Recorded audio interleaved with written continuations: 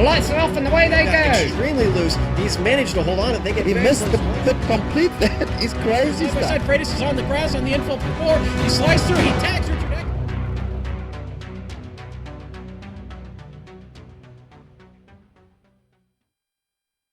Last time in the AMG SE, Phillip Island saw different types of races in each class. Prototypes experienced the continued domination of one driver, while GTLM saw its Clash of the Titans continue with a tight fight at the top of the points. And finally, GT3 had a maiden winner after its two main championship contenders collided during a fierce battle on track. Will the fight under the lights deliver similarly varied results at Twin Ring Motegi? We'll find out soon as we get ready to watch Round 7 of the Autobahn Motorcar Group Sportscar Challenge. And you're watching it live on the Global Sim Racing channel. Hi, I'm Joe Peak. With me in the booth tonight covering the prototype and GTLM classes is Bill Soupzon. Keeping us abreast of the GT3 action is Michael Smith. Behind the scenes is our director Amjad Yaman, and he's using cameras provided by Dougie Beard. Smitty, Motegi is probably more well known for its unique egg-shaped oval, but its road course certainly seems to provide plenty of interesting racing of its own. Tell us about tonight's circuit. Well, Joe, unlike the previous round at Phillip Island, Motegi is not known for its flow or elevation change. Conversely, the 14-turn, near 3-mile-long circuit has more of a start-stop type of configuration. And while this may take away from some of the quotation flow out of it, it does not take away from either the challenge or the ability to pass. With multiple hard braking zones, a variety of corner types, including 2 that go into the oval itself, and the tendency to be a little on the slicker side, Motegi has plenty going for it to provide that interesting racing you speak of. With this being the third 90-minute race of the year, but the first night race for the Autobahn season, expect the unexpected here tonight. And to get a little closer look at what our drivers will be facing, let's jump on board the GSRC BMW GT3 ride for tonight's lap guide.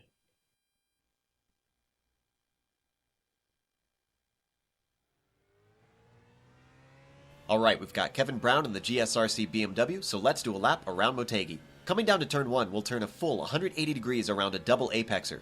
But because the curve is so gentle, it's kind of a medium speed corner. Pass attempts will need you to be well up the inside if you don't want your nose chopped off. If anything, it's a lot more important to square off the exit right so that you get a good launch down this next stretch. See, turn 3 is a bit sharper, so it's a slightly better opportunity to execute an overtake. Now, even by yourself, 4 will be tricky. Just a little lift, and then try your best to carry as much speed as you can onto the third long straightaway in a row. You're certainly not shy of chances to make a pass happen, because turn 5 is sharper yet again. With the track switching direction, it's easy to hold left to defend, but just be wary not to outbrake yourself. Your opponent could pull an over-under and take you on the exit. 6 is a flat-out gentle bend that will lead into the 7 and 8 complex. These are 2 of the trickiest bends on the track. This is a medium-speed S-curve that looks simple enough, but lures you into getting onto the power too quickly with its longer second half. And if you find yourself being hounded, that's a very bad move to make. Turn 9 is a sharp left-hander that, despite the short run, is prone to surprise passes. But it's a decreasing radius, so it has its own set of challenges, without fending off your opponent. Should you find yourself taken down a notch, the good news is that turn 10 can provide easy redemption. It's a long, slow horseshoe hairpin with a good-sized braking zone, so having a go on entry can work. But at the same time, you can square off the second half and get a great launch, creating an opportunity to outdrag someone down to 11. But you're not scot-free from there. 11 has a bit of a downhill braking zone, and even though there's plenty of sand trap to save you if you overshoot it, you'll lose precious time getting back to the track. Now, we head back under the oval into the infield where we hit the final chicane. The jink to the left right before you brake means a stable car during deceleration will be extra valuable. Be careful not to wander into the weeds on the exit. Straighten the car out and ride it home to the start-finish line. You've then finished a lap around Twin Ring Motegi.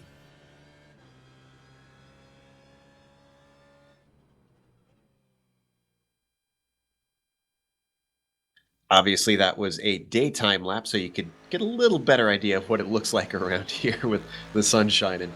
It's going to be a little bit different case out here with these guys having the headlights on and trying to manage their way through. But thankfully, they do have lights around the course, so it's not completely pitch black. But to enlighten us about the championship, though, we do have Bill Zahn giving us the usual report. Bill, what's going on?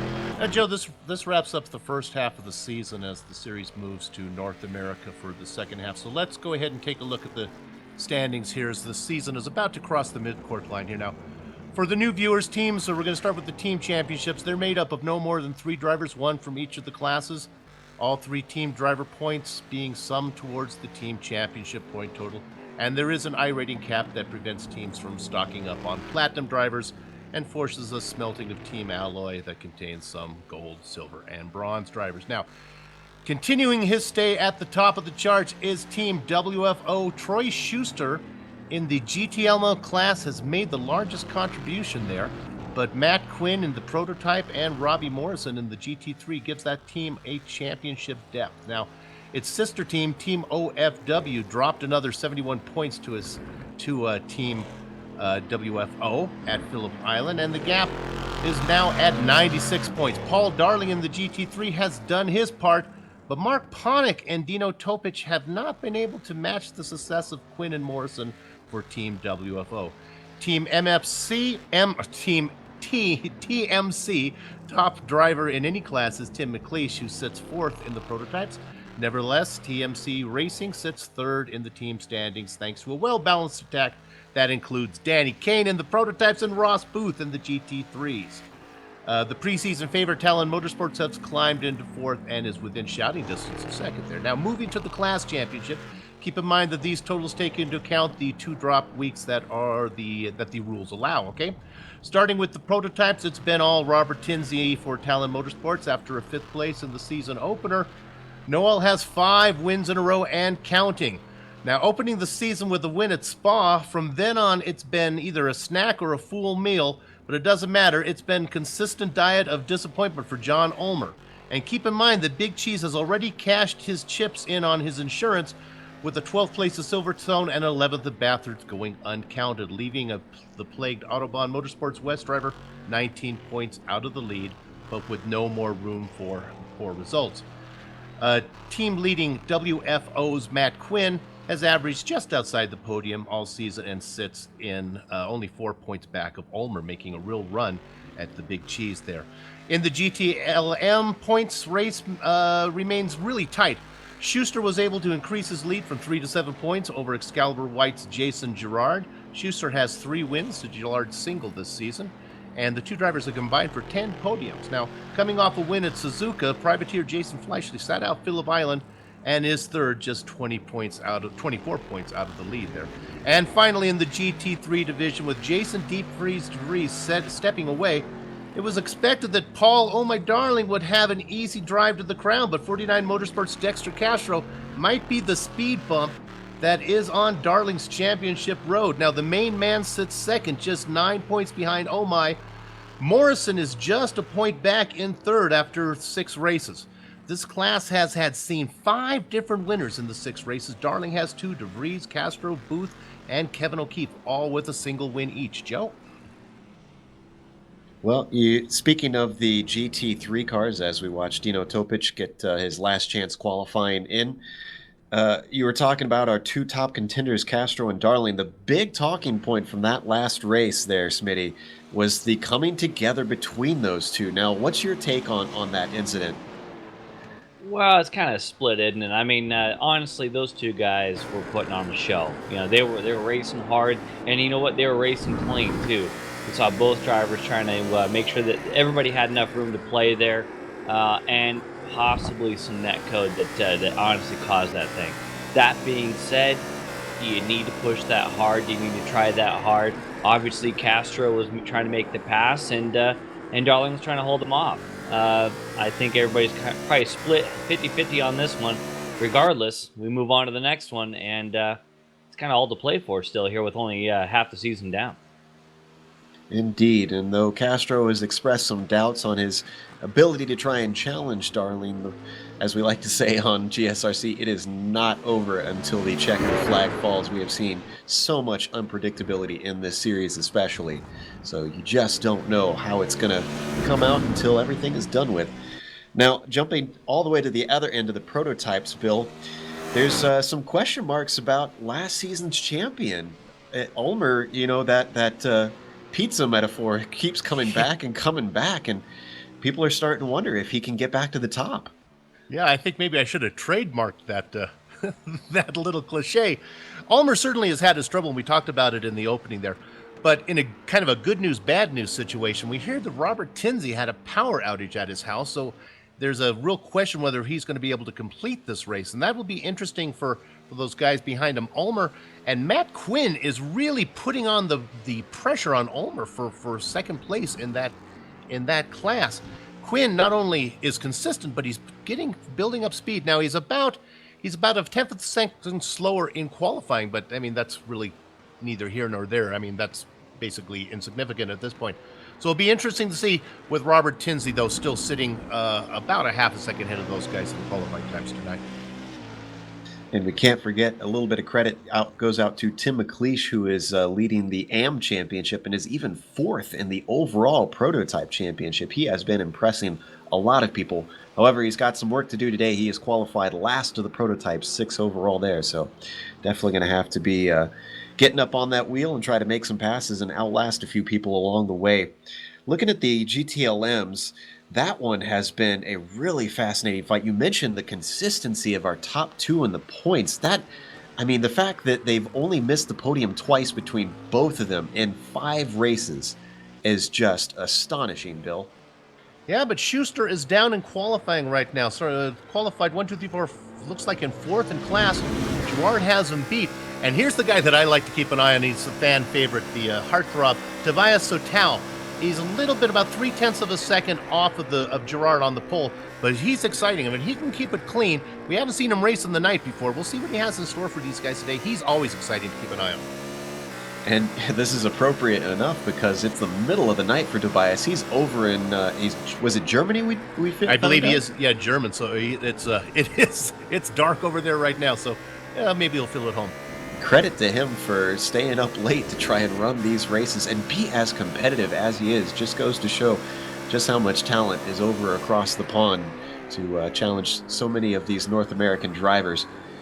We've got just about under 2 minutes left, and last minute qualifying is closing up. Looks like Christopher Sherburne, I think, is the only one out there trying to get some times in to put them up on the board. So since we got a little bit of time, let's go to Smitty first. GT3s, who's your pick for today?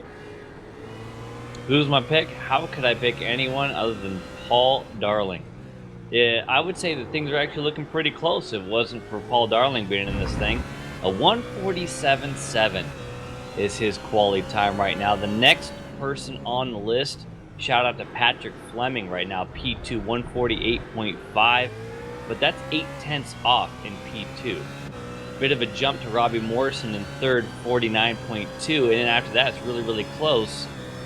But how can you pick against Darling? The guy's got speed in spades. I'm going Darling for GT3. Yeah, it seems like a safe bet to me. What about for the prototypes, Bill? Well, I'd be silly if I went anywhere other than Robert Tinsey. I know it's not exciting, but that's clearly the pick to have. But when you get down into the Le Mans class, I like Sotal today. I think it's his turn. Gerard's up there, but I think Sotal may be the guy to watch. Look for him to get a win tonight. I wouldn't doubt that he's going to be challenging Gerard. And they're going to have some troubles along the way, I don't doubt, because there's not much difference between the times of the GTLM and the prototype class. In fact, if you were expressing concerns that it's a little like we saw at Brands Hatch, where the GTLM guys will have to lift on a couple of the straightaways to allow the prototypes to even get past. Yeah, and it's we were talking about that with Dino before the race, that it's not one of those cases where the prototypes are going to have clearly made it done. So the GTLM, the Le Mans class is going to have to help them out a little bit. Should be interesting. Now, the good news is there's only about 5 or 6 of those prototypes to worry about, as that class is kind of small tonight. Well, the checkered flag is out, and with Sherburne being the only one out there, we've got some time to go through. I don't think he's going to be jumping up to the prototypes, so let's go through the order. Robert Tinsey is on the pole, 137.6, and he's got a fair bit of a gap back to John Ulmer, who's going to be starting on the outside of the front row in second. Matt Quinn is going to be starting in third, followed by Kevin Santana rounding out the second row. Then we've got Mark Wilson starting in fifth, and rounding out the prototype field is going to be Tim McLeish starting in sixth. Bill? And a nice break as we start into the GTLM class. And that row 4 at the beginning for that class, Jason Girard and Tobias Sotal make up there. Kevin Binkley and Troy Schuster make up spots 3 and 4, respectively, in the class, 9 and 10 overall. And Paul Slavonic and Brandon Postma sit 11th and 12th. Smitty?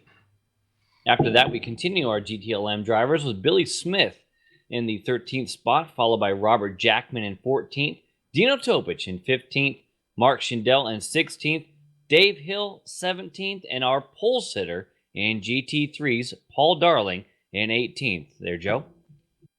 A quick hop back to the GTLMs with Sheldon Woloshin starting in 19th, and you have our second car in the GT3 class, Patrick Fleming, starting in 20th. Robbie Morrison will start 21st overall, followed by another GTLM, Sean Reese, starting in 22nd. Leif Peterson back in the GT3s and a BMW is going to be starting 23rd. Starting in a roof in 23rd, and Dexter Castro starting in 24th, Bill. Previous winners make up the next 3 spots. 25th is Fleischle and Ross Booth. Jason Fleischle and Ross Booth, 25 and 26. Kevin O'Keefe, another winner earlier this season, in 27th. David Henry in 28th. 29th and 30th goes to Kristen Sherburne and Sheldon Rosenbaum. Smitty. 31st to round out the field. Here we go. Matt Owens in 31st. Brett Trozine in 32nd. Tony Duffy, 33rd. Robert Sklenka in 34th. These are our GT3 drivers. Paul Lindsay, no time, 35th, and Chance Kelly in a prototype, no time as well, 36th. That will round out our field, and I'm not sure that Chance Kelly is going to be here today. It looks like he is not in the sim, so he is going to be a do not start as far as I understand. Paul Lindsay looks like he will be out there as he is in the server at the moment, so expect him to take the green flag. They're starting to line up there. It's going to be a short pace lap. They're starting on the back stretch right before you re-enter under the oval, back into the infield. Going to be a little bit of a tight chicane there. So that's going to make the start kind of interesting for each class, which they do split starts as is usual for mixed class racing.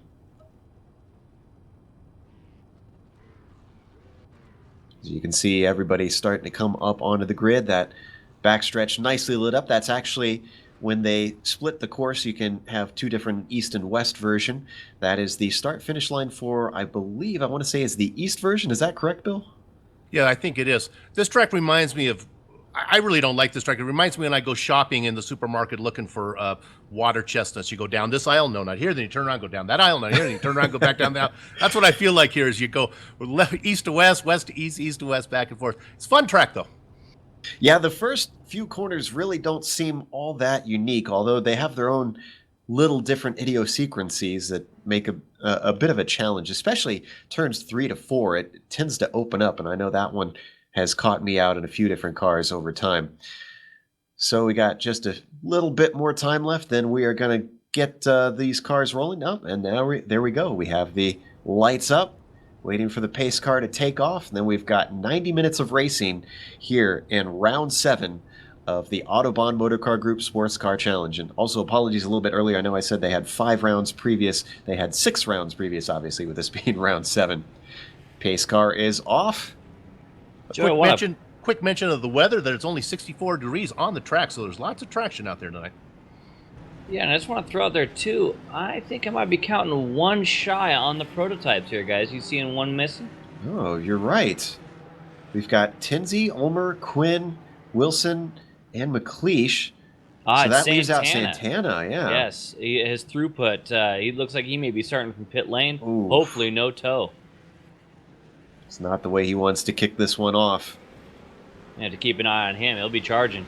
And there they go. Green flag is out. They didn't even get back into rows through the chicane, such is its difficulty. Tinsey wasting no time. Ulmer closes in down into turn 1, but elects not to try and make any pass. And already, prototypes with only 5 of them out there are getting spread out. Let's jump back to the GTLM class. Bill. They're just coming to the start-finish line right now. Boy, there was a big gap that Gerard left behind the last prototype. Gerard's going to take the lead, and it looks like Tobias is going to fall into second now. A nice battle here between Schuster and Binkley as they battle for third. Looks like Binkley's going to get the best of that and take over third position. Smitty, what do you see for the GT3s? Oh, man, they're getting off right now. It looks like it's going to be nice and smooth here as Darling's going to take off. He's going to have that run. Should be all smooth going down to the first corner here. No issues yet. As the GTLM guys come into this double apexer of the first corner, Darling leads the way. Morrison in second. Oh, 3 wide for a moment there with Patrick Fleming coming out on top. Leif Peterson is under threat from Ross Booth down into turn 3. Is Booth going to push the issue? He is. Dives it up the inside, but can't get the deal done. Yeah, Ross Booth, he won last round. Looks like he wants to put the foot down, show that wasn't a fluke earlier at Motegi. And right behind him is Dexter Castro, also in a BMW. He's going to want to climb up the order if he wants his championship run to have good hopes. Right now, he's not able to make many inroads as everybody stacks up through 5 and exit out of the infield onto the darker side of the course.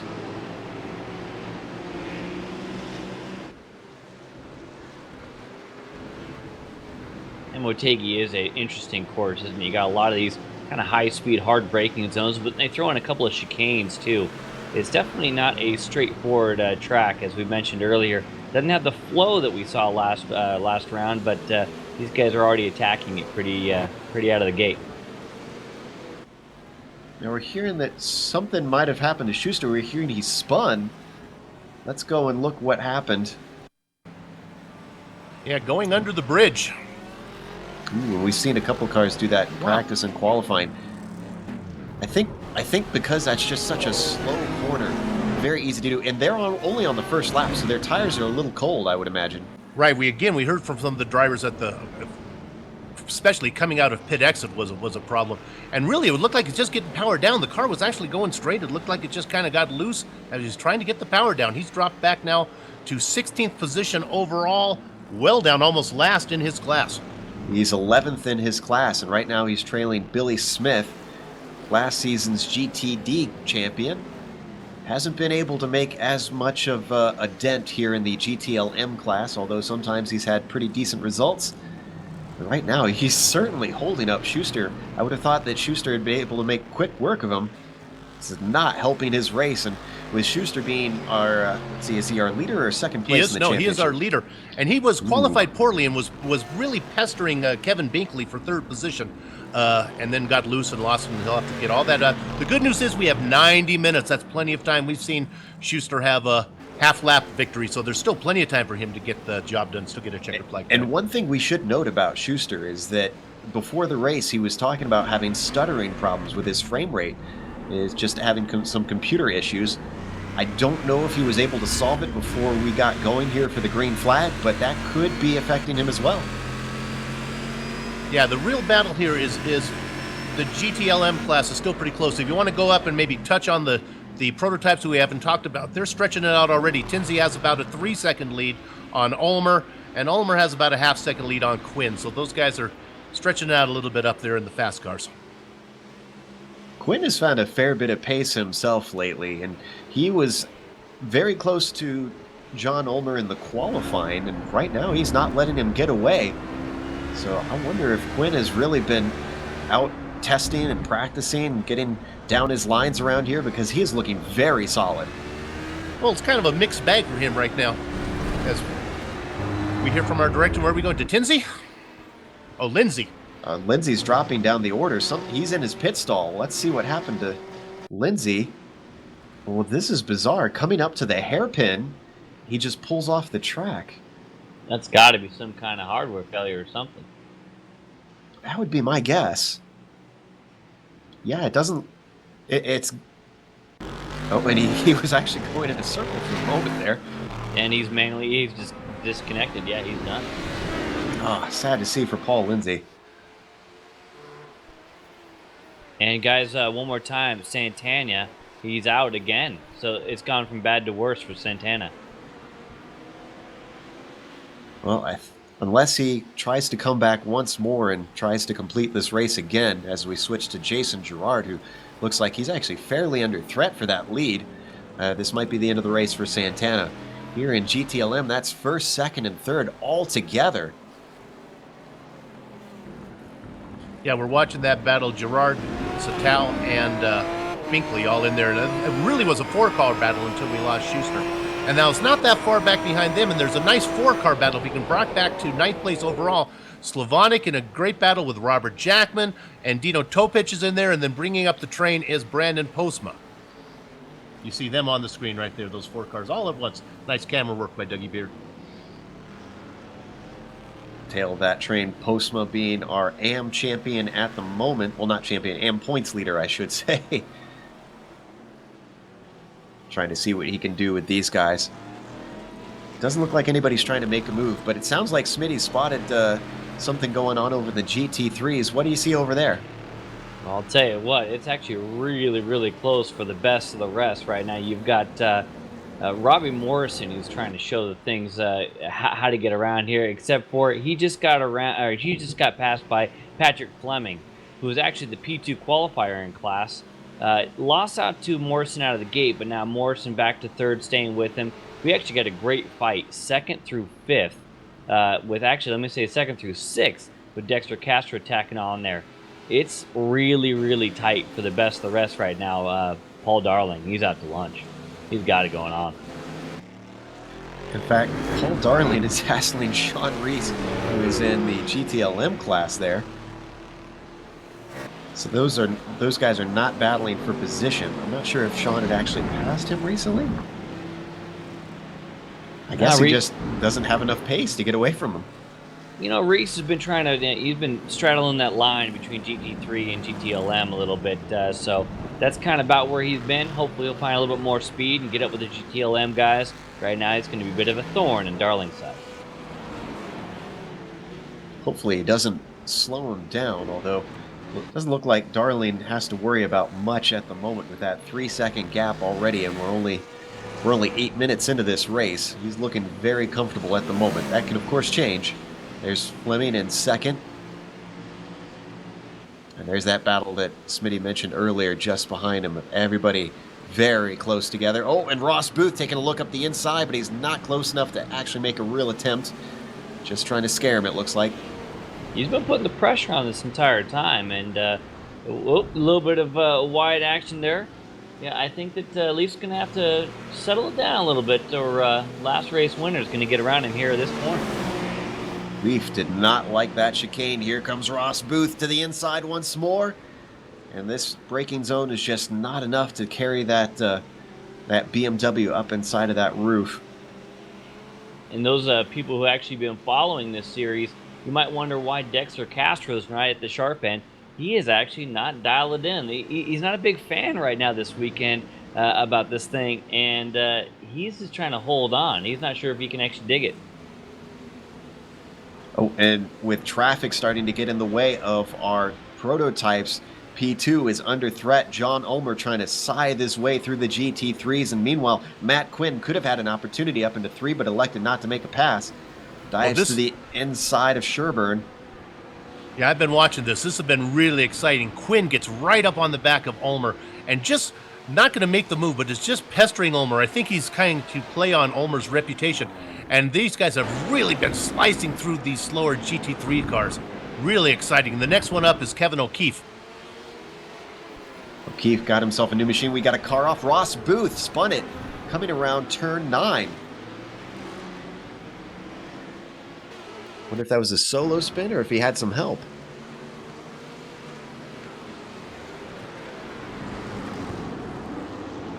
No, it looks like it was just all on his own. Yeah, all on his own. Just got loose again. Maybe those tires, he spun that Canadian car around there a little bit. Just a little over rotation right in the center of the corner there. But a real good job of track re-entry there. He got that car straight before he brought it back out in front of traffic. Let's give the hats off to that. So often the drivers just pull on out and cause more damage that way. And at night it can be extra difficult because it can be difficult to judge the distance of when the car behind you is coming up. Yeah, we're watching O'Keefe in 6th. We talked about all the winners. There's a previous winner. There's winners all around, Smitty, in your division there. O'Keefe is just one of them. Yeah, and actually O'Keefe was he was expecting to be a back marker here. He's trying to make things happen, but he's definitely having a long road to hoe. Now let's go back to the prototypes. We got to pass for a second. Quinn, yeah. They got hung up behind Castro there. Now we have a move. Quinn peeking inside there. Not going to get it done. Ulmer definitely gave him room. Was able to carry the momentum, but they're coming up on some more. Leaf Peterson and Robbie Morrison just ahead of them. Dives on the inside of Leaf. Ooh, and does a good job of managing to put a car between himself and Quinn for just a moment. Does so once more. Morrison, unfortunately, holding up Quinn. Not doing anything wrong. This is just the nature of mixed class racing.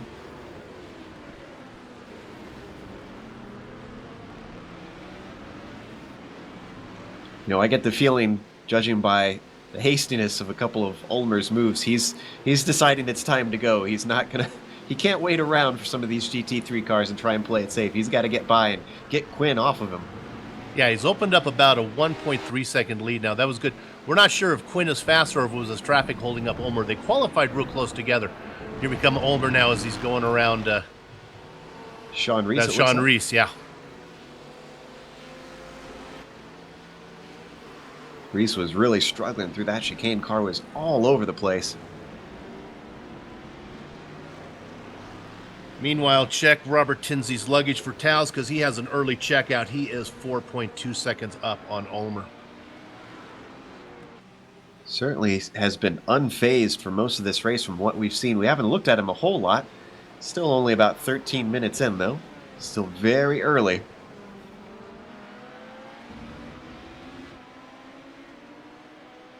In the GTLM class, they're still holding station there with Gerard still in the lead.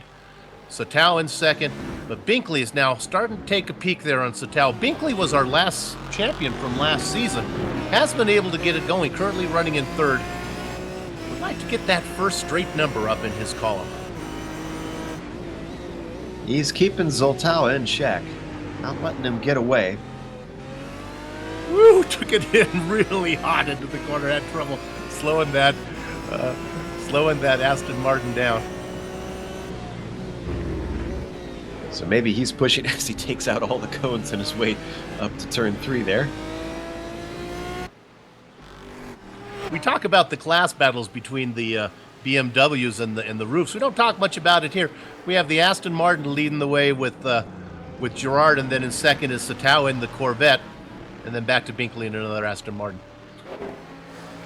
Looking to see if I can find a nice close fight, and it looks like Dave Hill is actually putting some pressure on Brandon Postma. That's for 14th and 15th overall, 9th and 10th in class.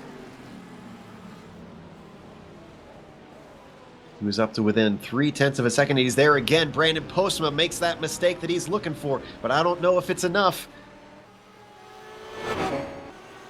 Hill holding on to the back of Postma's Aston Martin. Now coming up to the tricky left and then right. Sweeping medium speed corners. And that's given Postma just a little bit of breathing room that he needs.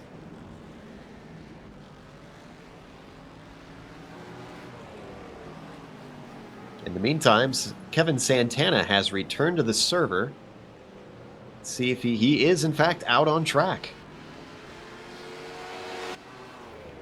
And just want to do a quick shout out to the Jason Fleischle fans out there. It sounds like he had to duck out, had a lot of issues with his machine with stuttering, so he had to duck out.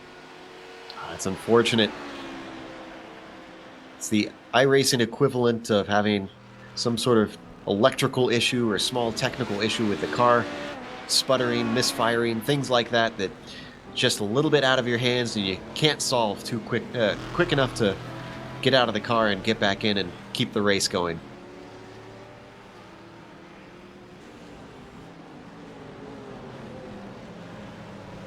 Looking at Satao right now, running in second place there in that battle with Binkley. Just to follow up, we don't need to go there directly, but just to follow up on the Ulmer-Quinn battle that we saw in the prototypes, that has cooled off a little bit with Ulmer getting now about a 3.5 second lead. So once Ulmer cleared traffic, he was able to stretch it out a bit. So not a lot going on in the prototypes. Small field, good space in between all of them. Here's the real battle. We had a spin from Matt Owens a little bit earlier. I saw a huge bit of smoke in one of the corners.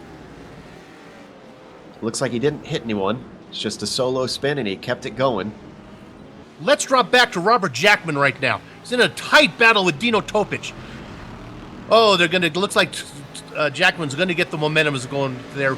They got caught up behind the back marker of Robert Salenka and really let Dino take a peek inside. That's a battle for 1, 2, 3, 4. It looks like 5th in class.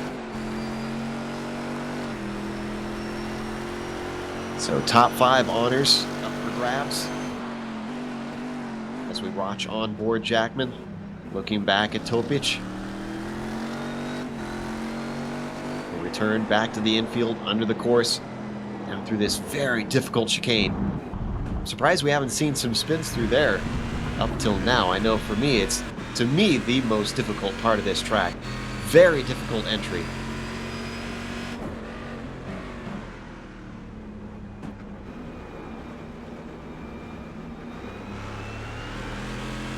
Now on board with Topic, and it looks like Jackman has got the legs on him now.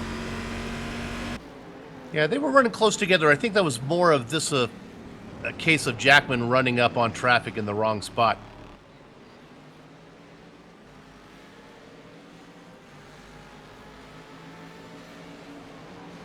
Looking through... Oh, go ahead. Honestly, all the positions have held. I mean, with the exception of the spin from, was it Schuster? I mean, Gerard, Sotel, Binkley, Slavonic, Jackman, Topic, those have all been, that's how they've been running since the beginning. And in fact, as I look for our closest battle, it looks like Jackman is closed up on Slavonic, and that's actually our best battle at the moment.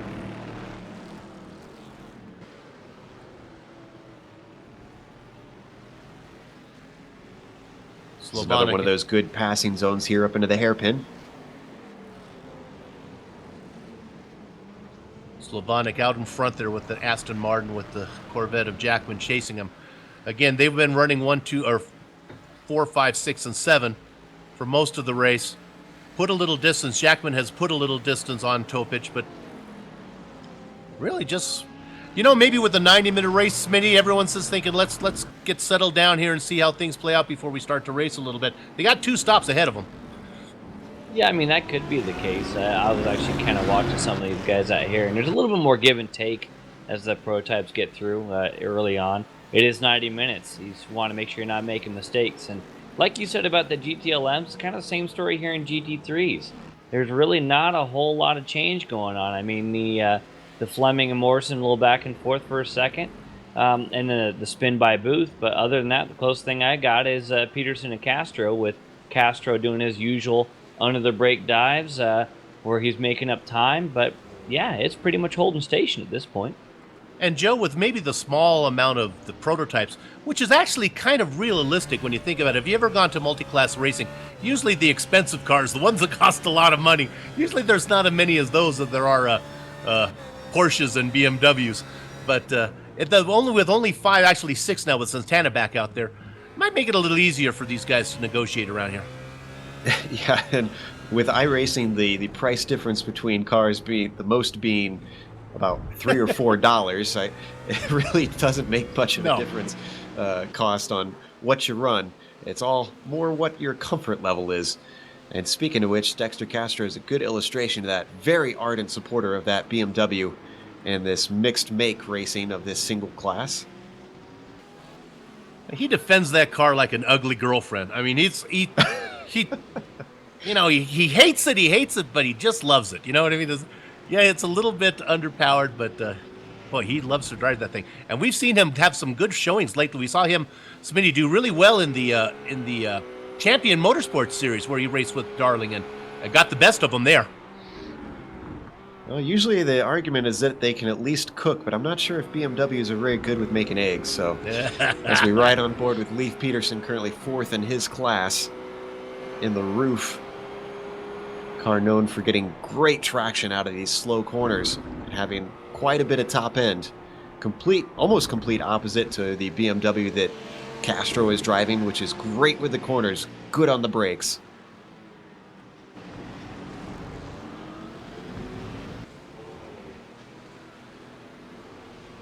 I'm starting to agree with what Smitty was saying. It seems like everybody knows it's a long race, and also it's very dark.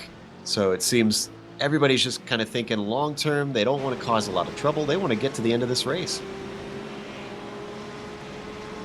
This is about the quietest I think we've seen it.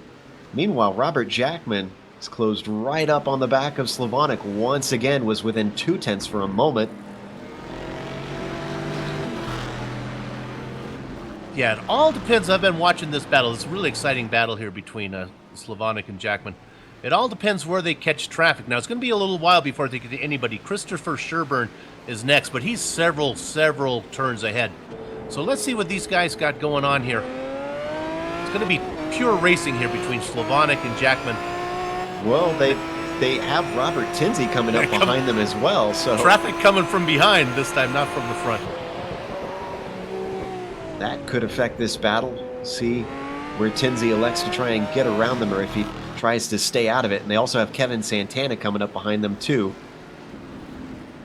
Wow, Jackman really closing up on Slavonic through that chicane. Not where you'd expect from the vet, since the Aston Martin tends to be better in the twisty bits. Look how the prototype really struggles. It does not blow. There, they have to. I think they let him go.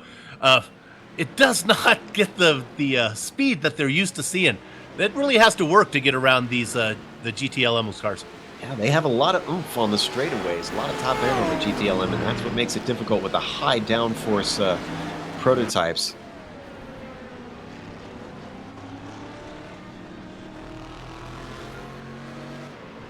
Oh, Christopher Sherburne had an off, and actually, as we go to replay, I saw that Ulmer had a tight moment as well with the GTLM. Let's watch Sherburne here, then we'll switch to Ulmer in a second. Looks like this is coming into, I think it's turn 3. Another self-spin. Yeah.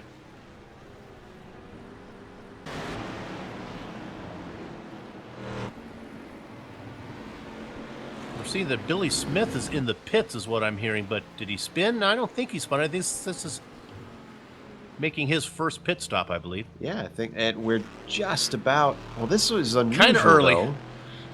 Because we heard from our GTLM drivers that they think the pit stops are going to give them maybe 1 or 2 laps wiggle room. So it's not going to be a case of having to look at 3 stops, but definitely not going to have a lot of variety in the strategy.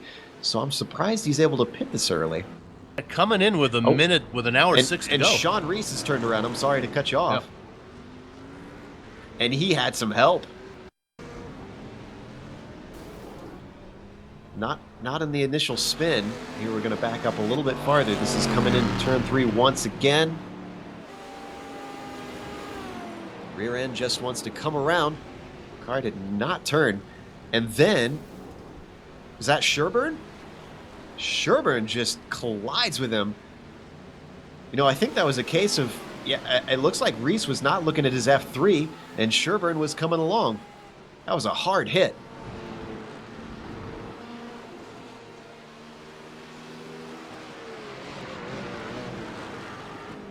What do you think? Do you go ahead and do that fast repair now? These guys do have that single fast repair. Or do you save it for later? Oof, that's something that I unfortunately I don't think we'll know, because only Reese knows is if it damaged his suspension with that side-to-side hit. That could be the case. I saw a bit of a crinkle in the nose there. That certainly is not reason enough by itself, but as you say, the suspension hit could do everything. So we jump up to Troy Schuster, caught up to the back of Dino Topic. This is a battle for 6th in that class. Seen this a lot tonight. Drivers just coming up and threatening. Not a whole lot of pass attempts. Well, now just Schuster, staying patient. Yeah, keep in mind the Schuster is faster than Topic. He had that early spin. I don't think the car was damaged, so I would not expect Topic to be able to hold Schuster off too long. And he was in 11th when we first saw him recover from that spin, so he's made up a number of places already. They've got some GT3 traffic and Sheldon Rosenbaum. Oh, and this might be the opportunity! Oh. Keep in mind, these guys are teammates on sister teams, as you can tell by the similar paint schemes on their cars. And now Dino's going to let him by. Ooh, as he almost gets into the back of that GT3 car. Rosenbaum was out right in Dino's racing line. Dino had to crank that wheel right and hope that it bit. No harm, no foul. I don't think there was any contact between the 3 of them, thankfully. So you got to remember that Schuster has 3 wins under his belt already. We can't forget about him. He still have an hour to race. He's worked his way up 1, 2, 3, 4, 5, 6, 7th now in position. 6th, I guess, in class. shown on the graphic on the screen. If I just look over that screen, I'd know instead of having to count. I've been doing this a while. I should look over there. Yeah, Schuster has made great inroads. And like you said, this could be his second drop week. He's got plenty of good results to keep him afloat in the championship hunt. Next on his list is going to be Robert Jackman, sitting in 5th, and he won't have very long ahead of him to catch up to Paul Slavonic as well. So he could still be thinking about a podium finish in this race. Maybe let's take a quick look at Robert Tinsley, our leader. He's got some interesting traffic up ahead of him here. He's just negotiated around Ross Booth, and now he's got Binkley in the GTLM car up ahead of him, and Binkley's got Dexter Castro, so it's kind of crowded here. Castro lets him by on the inside. Likes to only let him by. Tinsley's up next. Should be able to outgun him coming on this straight here. Slips to the inside. Car has to switch over back to the line, and it's a done deal. Yeah, and I'd like to give a nod to Ross Booth. Remember, guys, he's recovering from that self-issue. Now he's closing in on the back of that Dexter Castro machine, and this is going to be a big deal for him if he can get around him. Both BMWs, so should be equal machinery that they're fighting in here today. Dexter for 49 Motorsports. Ross Booth and TMC Racing White. They've got some more traffic up in front of them, though. Robert Sklanka having some issues. I think he was off track for a moment, even potentially. Yeah, he got put off, or at least put out of sorts by the traffic coming through. As you see the faster traffic in the GT3s coming through, and I believe we got prototype coming as well. That would be John Ulmer, still holding on to that second position. He's going to be able to just get inside Dexter Castro before the braking zone. Might even hold him up a little bit there. Look at that, Ross Booth now right on top of him. And Tinsley lost a ton of time there in that traffic. Ulmer has now pulled within three seconds. Tinsley lost about 2 seconds in that traffic we were talking about. He finally got around Binkley. Now he has clear track ahead of him. That's the good news for Ulmer, is he made up all that time. The bad news for Ulmer is he's got all that stuff to get through now. And I believe we've spoken to Ulmer about that before, how his approach has been to be a lot more patient with the traffic, with that paying off. And something might have happened to Topich. He was off track. Going into the corner. No, another self-spin. And did he get collected by the car? Rosenbaum? No. Sheldon Rosenbaum. Nice job. Rosenbaum got around him. Dave Hill got around him as well. Ooh, that was very tight, though. Yeah, it almost looks like these guys are running a little bit more rear bias on the brake. The back end just rotating right after the entry to center of the corner.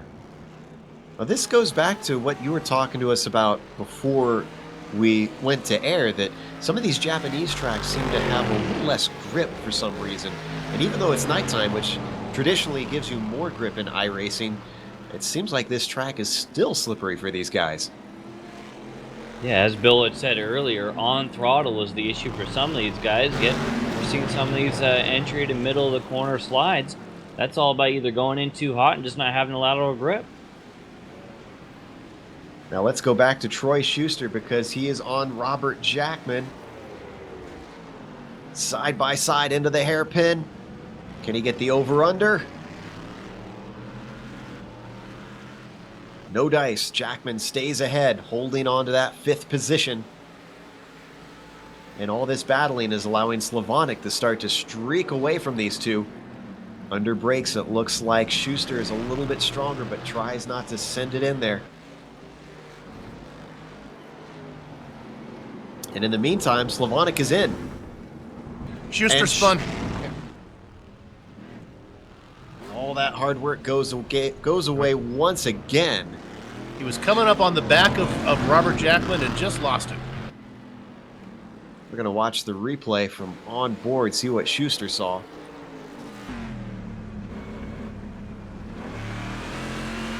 This is why this is so difficult. You got that little kink leading into the braking for this corner. Got to get the car settled. Yep, and that rear end just continued to rotate on around. You know, Joe, I actually do some research when I do these races, and I actually spend some time in the prototypes, which is a scary thought. I mean, it's kind of like it's like Bob Dylan trying to sing opera, but I was in the car for a while, and I found that I have more trouble. I ended up spinning more when I had grip than when I didn't. I know, you know, I can hear the forums there's gonna be a long post saying I don't know what I'm talking about, but at least for me, when there's grip, when the car started to go, I couldn't save it. At least on a slippery track, I kind of felt like I could feel it coming. So maybe that's what's going on here for these guys tonight. It's turning around on them, and then there's nothing to hang on to.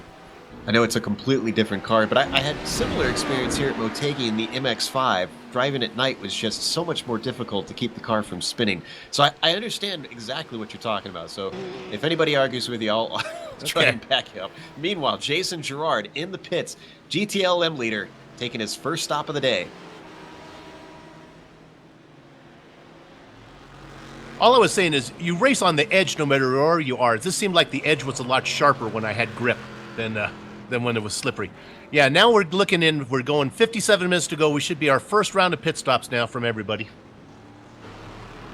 You know, and speaking of pit stops, I don't know that we need to go to it, but trying to figure out where exactly you're supposed to go is a little bit of a challenge. Is Kevin Binkley didn't quite take the proper road. I think he's going to get away with penalty here, but it is dark out there. We're going to watch the replay, and I hope that we'd get a chance to talk about this. This is, if that chicane is difficult, the pit entry is even more difficult, and you're going to see why. You may have caught glances of it. It's got a chicane of its own. And here he comes on in. And where is he going? I think he's lost. Yeah. Yeah, actually, the road you're supposed to be on is right adjacent to some cones, and he went ahead and took the access road on the right-hand side. I feel that was just put in there just to mess up with drivers.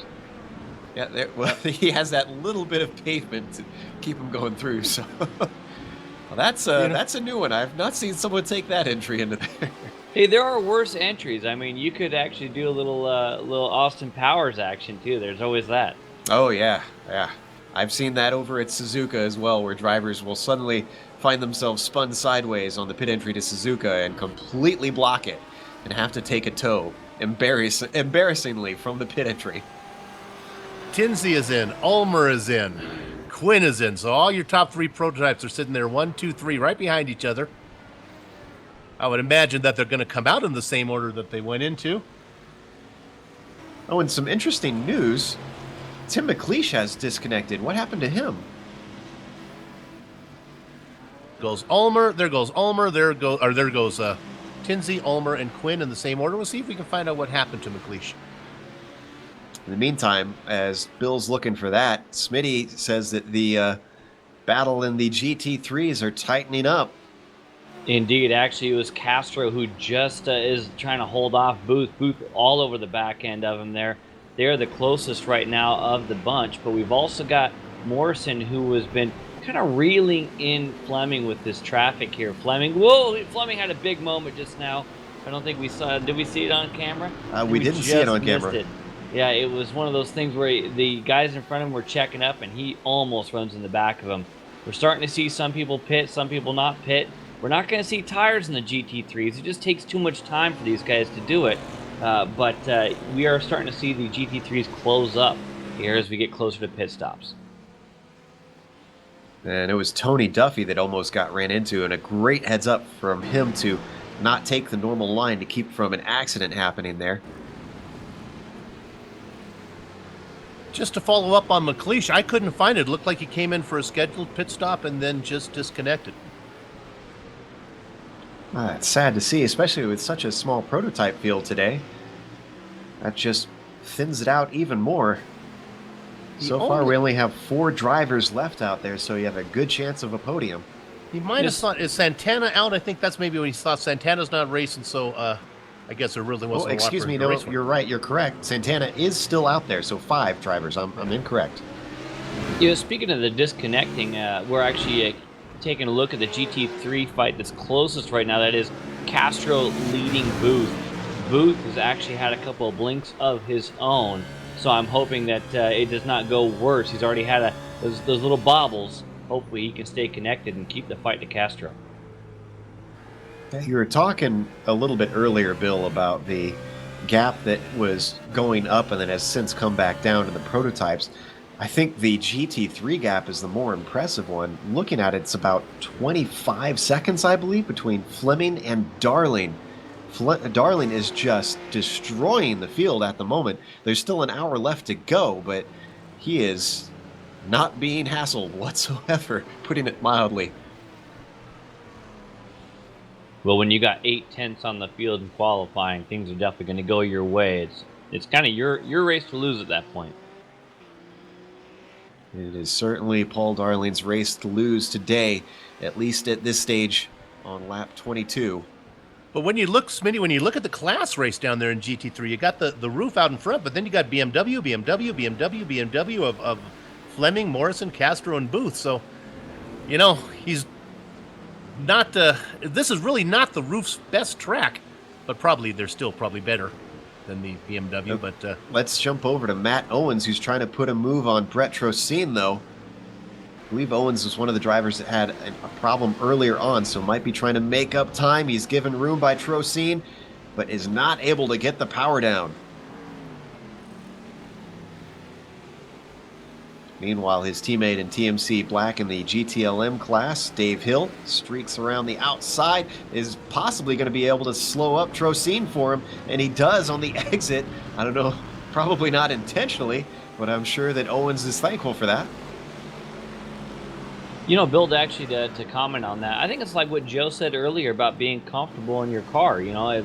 It's not really about the cost of the cars as much as what you're comfortable in. I think we're looking at Paul Darling. The guy just is comfortable in the roof while these other guys are good in the BMWs. I think it's less about difference in car and more about difference in drivers.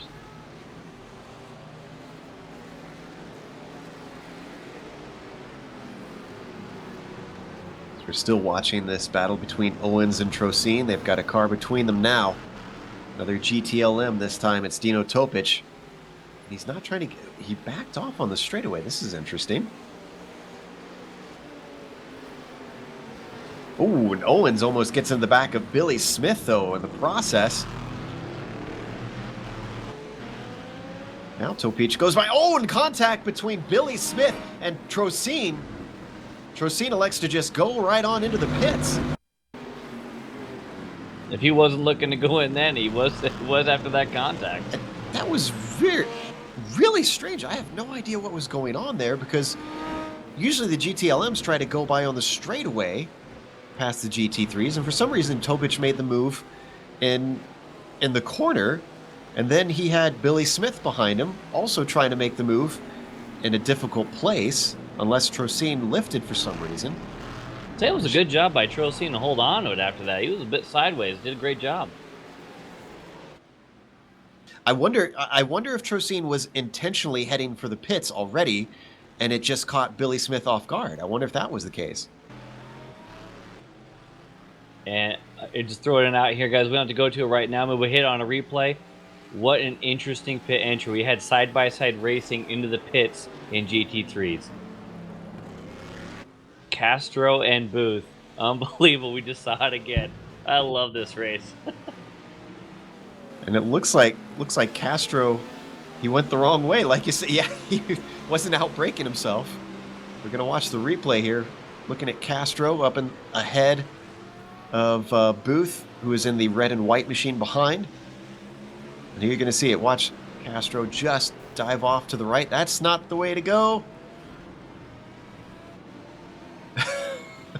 I almost feel like we're watching GRC and Joker laps right now. Yeah, really. Well, I think there's going to be a few drivers who are going to need to practice their pit entries at this track after this race. So up in the GTLM, Soltau is not going to be able to hold on to that second place very long unless he keeps solid, because he's got Binkley right behind him within 0.3 of a second now. Yeah, just to update us, we're watching this battle. Those guys are battling for second now. It's 22 seconds up to Jason Girard, who's really put some distance between them. And meanwhile, you Troy Schuster fans, you can know that he's moved up now 1, 2, 3, 4, 5th in class, got around Jackman. Next up on his list is going to be Paul Slavonic, but it's about 5 seconds up to him.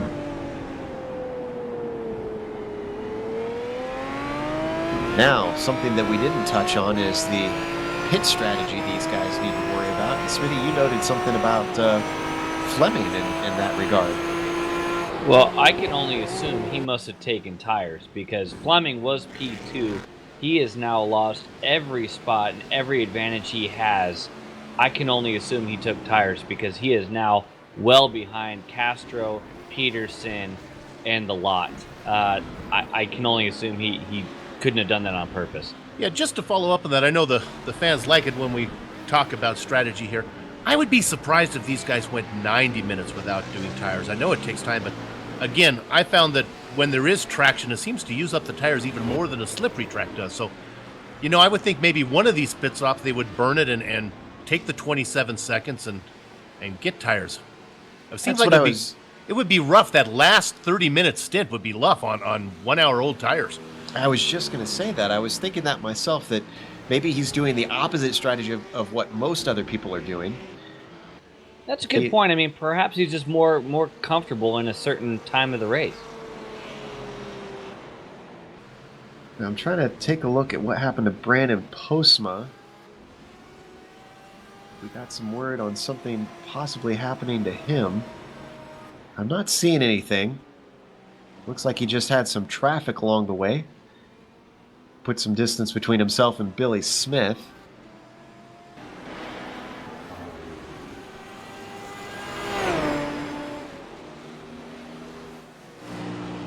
Postma currently 11th in class.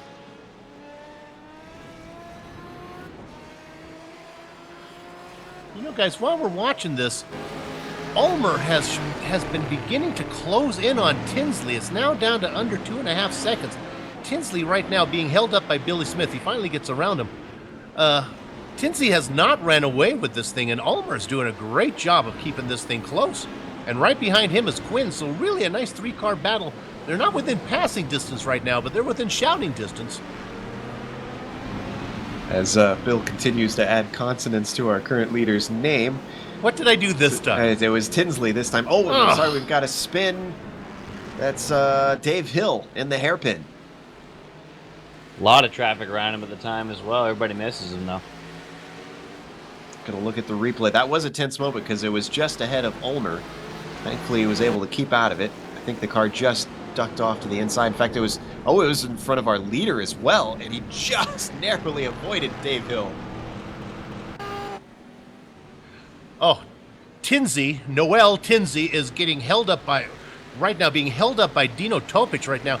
The lead is down to about 1 second on Ulmer. I mean, Ulmer can see him. Whoa! And Ulmer is not going to have it all his own way because Matt Quinn just made a dive on the inside of him looking for that second place. That was through 1 and 2, but Ulmer was able to hold the speed around the outside. He continues to defend, switches back to the line. Here comes Quinn one more time. This time he's much better on the brakes, side by side through the corner. They've got Dino Topic ahead of him. I don't think they're going to want to make it 3 wide here soon. Still Ulmer holds on, and Quinn is not done. He is looking again. He wants to make it 3 wide, but both of them back out of it. This is going to get tricky because now the course switches back and forth quite a bit.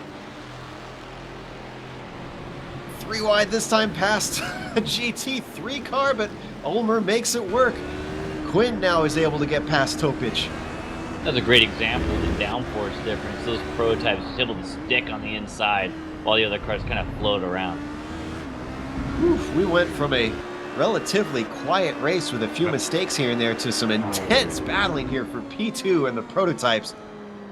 And Quinn, he has got the bit between his teeth. He wants that second spot on the podium.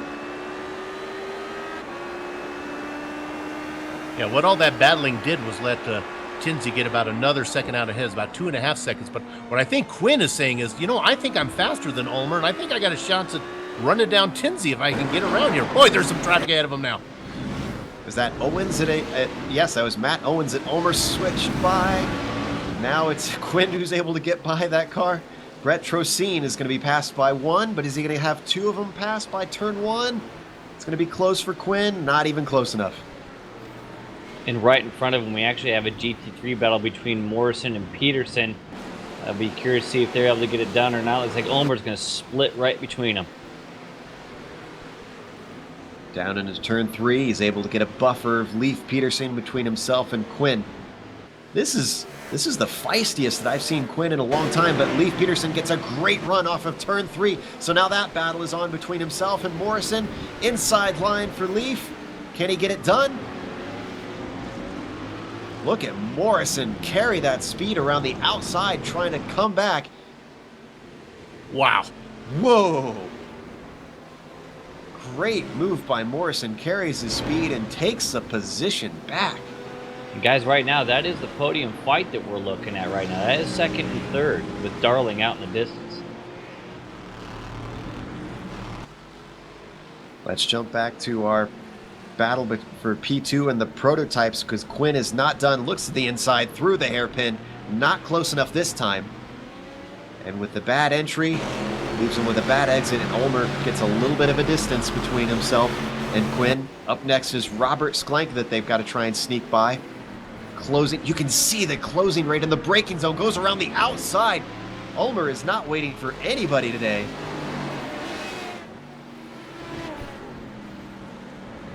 That's Mark Schindel now. These two guys got to get around. Quinn still very close. And this is an illustration of the GTLMs having quite a bit of legs on the prototypes. They just managed to get by as Schindel gives them a little bit of an early break.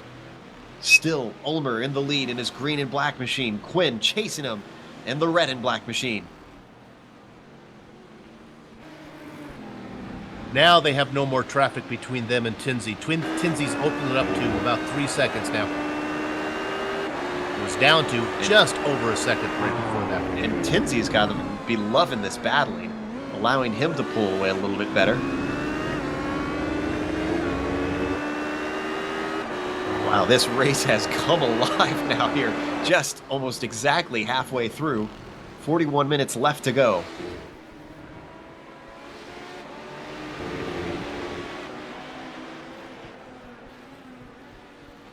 Ulmer, now that they're by themselves, is able to put just a little bit of a gap. Go ahead, Smitty. I was going to say, we got battles all over the track. Leif Peterson just tried making it happen on the outside in the hairpin just a few seconds ago, and now it's outside again. Almost going 3 wide. Is that a lapped car in the GT3 class they're trying to get by? And they're going to go 3 wide once again. Morrison stuck in the middle. On the outside, it's Robert Sklenka. Breaks early to let them through. Morrison goes deep, tries to hold on to it. Car sliding around the corner, almost coming together once again, still side by side. Peterson having the inside. He's got the inside, but I got to tell you, that was a stout job by Morrison right there. Holding it onto it by the skin of his teeth. Outbreaks him once again with that BMW, still giving him a little room at the apex. Just ahead now as they come to the chicane to complete the lap. And ahead of them, it's Christopher Sherburne that they're trying to put a lap on, but they're battling so hard they have not been able to get him. I think Morrison went to the Dexter Castro school of outbreaking people right there. That was phenomenal. It's about the only thing able to hold Leif Peterson back at the moment. They come up to the inside of Sherburne. Is Sherburne going to lift? He stays to the left side of the track, and there he goes, letting this battle through.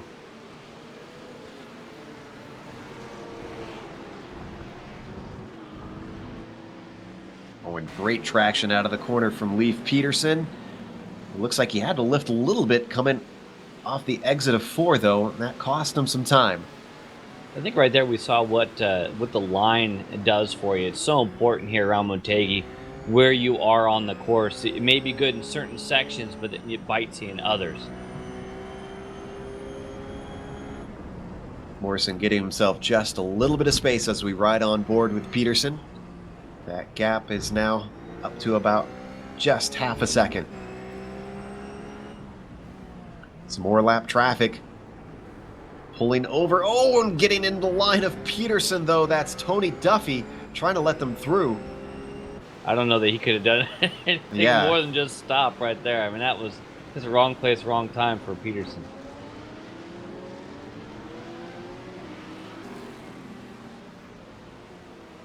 So that split that battle up just a little bit.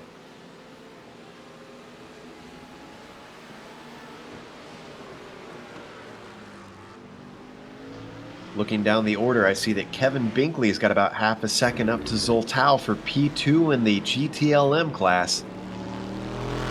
Yeah, now Binkley has been following Satal for almost an hour now, or with 45 minutes, 50 minutes, how long we've been racing. He's been back there the whole time.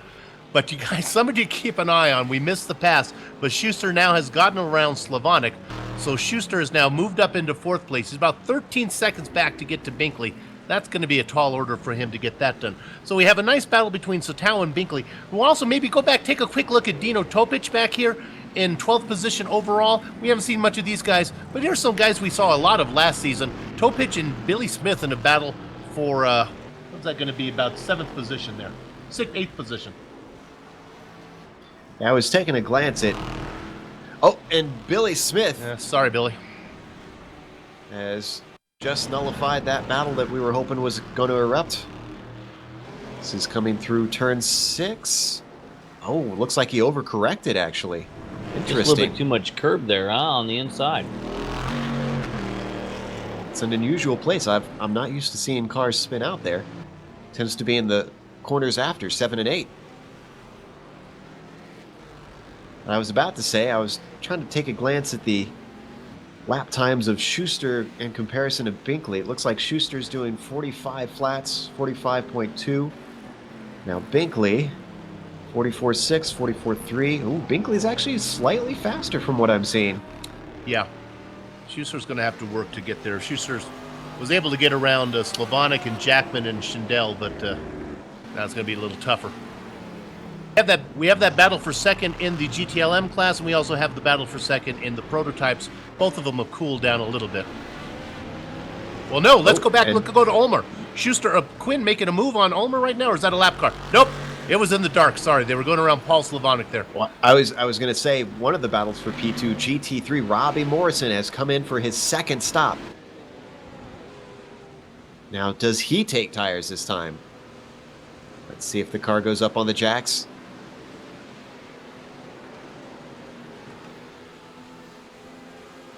Yeah, they have to wait in this class. It's so frustrating. They have to put the fuel in first before they change tires, and then they do it one at a time.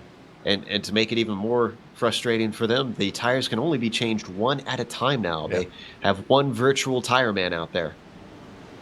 Still filling up.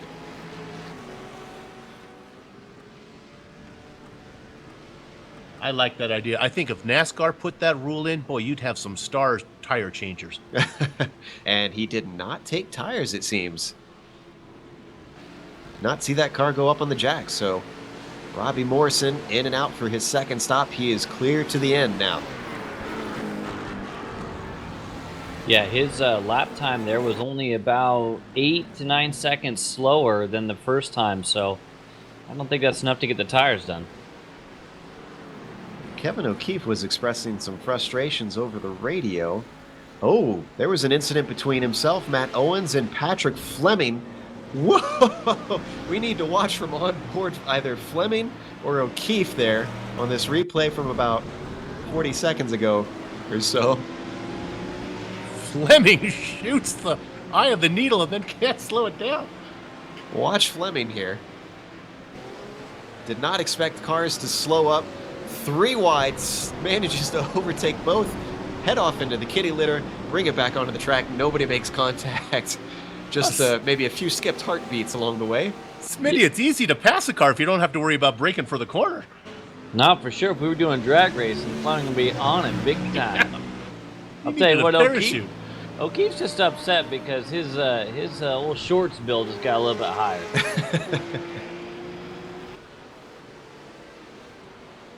Meanwhile, as we watch O'Keefe, I see that Fleming was overtaking Matt Owens. I'm not sure if that was for position. They've got Robert Sklenka in there too. I think he is being lapped, actually.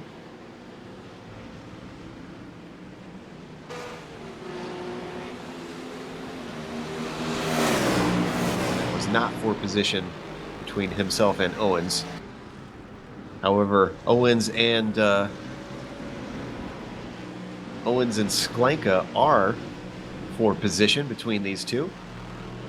This is for 11th and 12th in the GT3 class. Owens just sliding up the inside. I don't think Sklenka was wanting to fight that one. Oh, excuse me, they're actually not on the same lap.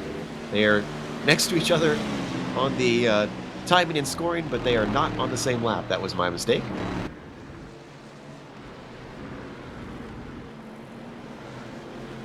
Now, glancing back up at the prototypes, Bill, and Quinn is 2 seconds back now. He's not able to hold on, it seems.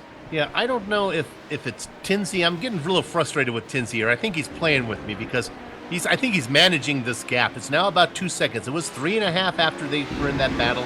It got down to 1 second. So Ulmer, but I think Ulmer's on a move because he's been able to gap Quinn now that was right on his heels. I wonder if Ulmer's finally found his legs. Maybe he wasn't completely comfortable in practice and qualifying, and that would explain his lap times. But now he's able to get the car under him and keep Tinsey under threat. Now, meanwhile, battle here for 5th place. This is in GTLM. Robert Jackman just overtaken by Paul Slavonic, but can he pull it right back on him? Looking for the over-under, but he lifts on the straight. Braking down for 11. Slavonic in the blue and gray machine.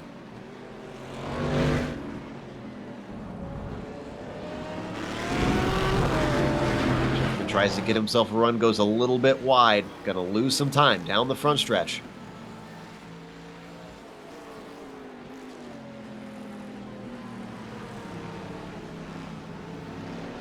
This looks like our closest battle currently. Well, it's the closest battle of guys who are actually going to race and try to get the position. Binkley and Sotau have been following each other for an hour. There we see Binkley on screen working through quite a bit of traffic. Has both the GT3 car and Ulmer and the prototypes around him. Ulmer now able to slide through on the inside. Yeah, they need to have an amber alert sign up there that Ulmer is coming because he's taking no prisoners when it comes to getting through this traffic. Yeah. Still has a half an hour in this race left to go to. We're not even, we're just 2/3 into it. See, but he's cut the lead now because Tinsey had to go through all that stuff. The lead now is down to under a second for Tinsey. This is really close. Tinsey now has Billy Smith. Oh, he's got a couple cars ahead of him. Billy Smith and Brett Trozine ahead of him. This is going to be exciting. And there's a lot of traffic around. It is very thick around and here. There's Ulmer. Ulmer's right there now. He can smell the exhaust out of Tinsey's car. Ulmer wants to get these two cars this corner if he can, and he is. Whoa! From way back for Ulmer. I think Smith knew that he was coming. He did not make any attempt for the apex. Now it's down within half a second. Ulmer has not won since the first round, and we are on round 7 now. We ride on board with Tinsey, looking back at the prototype of Ulmer, using every inch of track. Not only is this the fastest we've seen Ulmer, this is the most consistent we've seen him, and if he can have a good run here, he's been very vocal about wanting to get back to the United States and these North American tracks. I'm not even going to touch on Ulmer's consistency. I don't want to elicit any sort of commentator's curse on this one. And they are right now, it's real close to pit window time, so we'll see what Ulmer wants to do here. Ulmer's been great through traffic. Usually that's Tinsey's forte, as they have now Sherburne ahead of him. Maybe slightly bolt Tinsey coming out of turn 9 as they head through the hairpin. Look at Tinsey really right on him now. Trying to get into that draft, see what he can do. Didn't quite get a good enough exit. I think he's going to have to hope for traffic here because these guys seem pretty evenly matched. They've got Dexter Castro up ahead. A little bit of a balk here. He might have a shot in turn 1. No chance through the chicane. Decent exit. Ulmer's on him. He is right behind him, starting to reel him in with the draft. Is he going to try and shoot it up the inside? He takes a look. Tinsey gives him room, but no dice.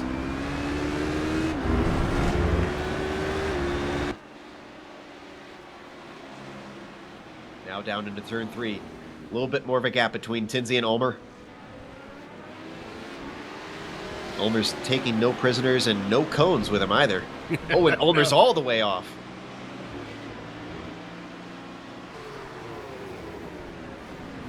As we watch this, it sounds like Leif Peterson headed into the pits for GT3. Now, it was Morrison he was in a battle in? Was that correct? That's right. We're going to have to see how it all shakes out. Peterson and Morrison with the pit stops. And it looks like he's already out, and he's ahead of Morrison, it seems. In fact, I think there's a fair gap.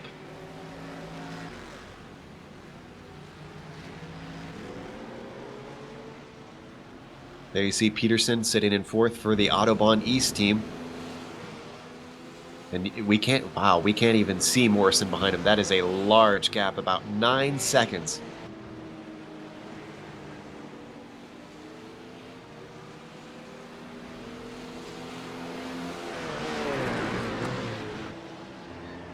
Well, it seems like Tinsey has turned things back on as he's increased that gap back up to about half a second over John Ulmer now that he's had some clear air.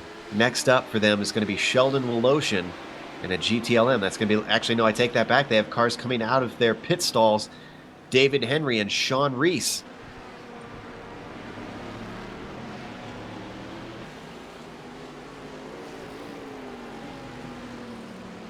Reese staying off to the right, braking early, letting both cars through. Henry now will be able to do the same.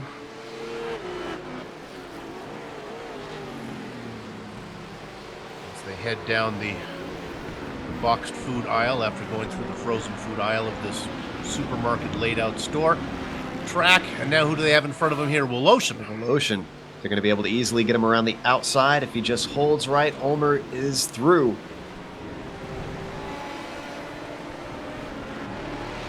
26 minutes to go. It's pit stop time pretty soon. Yeah, we don't need to go to it at all. I just want to make a note. Paul Darling, our GT3 leader, into the pits right now. He was right on the back bumper of Morrison prior to making his stop. So the guy is flying today. We see Darling in his stall. His last stop of the day has not been under threat since the drop of the green. Does take tires. I think he's got a stop in hand from last we heard. Didn't he have about 30 seconds over second place? Yeah, he had actually second place a couple of cars in front of him. And so our prototype leader is in. And so is Ulmer. Oh, sorry. Ulmer's not in. Ulmer's staying out. I think that might have been Mark Wilson you saw there, the green car. Now, if Ulmer doesn't have traffic, the question is, can he, and it doesn't look like he's going to have traffic this lap, could he potentially leapfrog him in the pit stops? He's going to be pushing, that's for sure. Well, he pushed the cones right out of the way. Well, the question is, and I'm thinking you're probably going to be faster. I know this, I'm probably going to be faster on that first lap on old warm tires that are old than these new tires coming out, because I know that coming out of the pits is going to be really hard for Tinsey to get a hot lap. He's out now, but now Tinsey has some traffic ahead of him. He's got Fleming to deal with. It could be a perfect storm for Ulmer. Everything coming together of what he needs if he can just execute.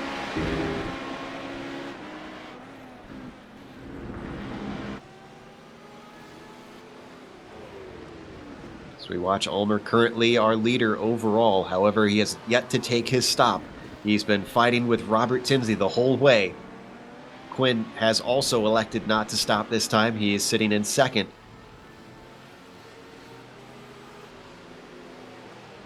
Ulmer's the type of guy that says, fuel be darned, I'm coming out. As soon as I see Tinsey gaining in my F3 key, I need to know how much I need. I'm coming out just as long as I get the lead. Now this is interesting. Tinsey must have had a little bit of damage from somewhere along the way. He was complaining on the radio that his free repair did not work. Wow.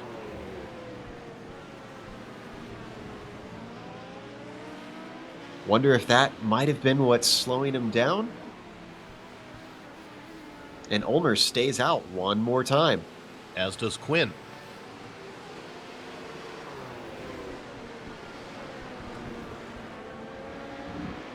Looking around, our closest battle on track at the moment is Dino Topic and Mark Schindel. He's in the GTLM category. They're fighting for P7. In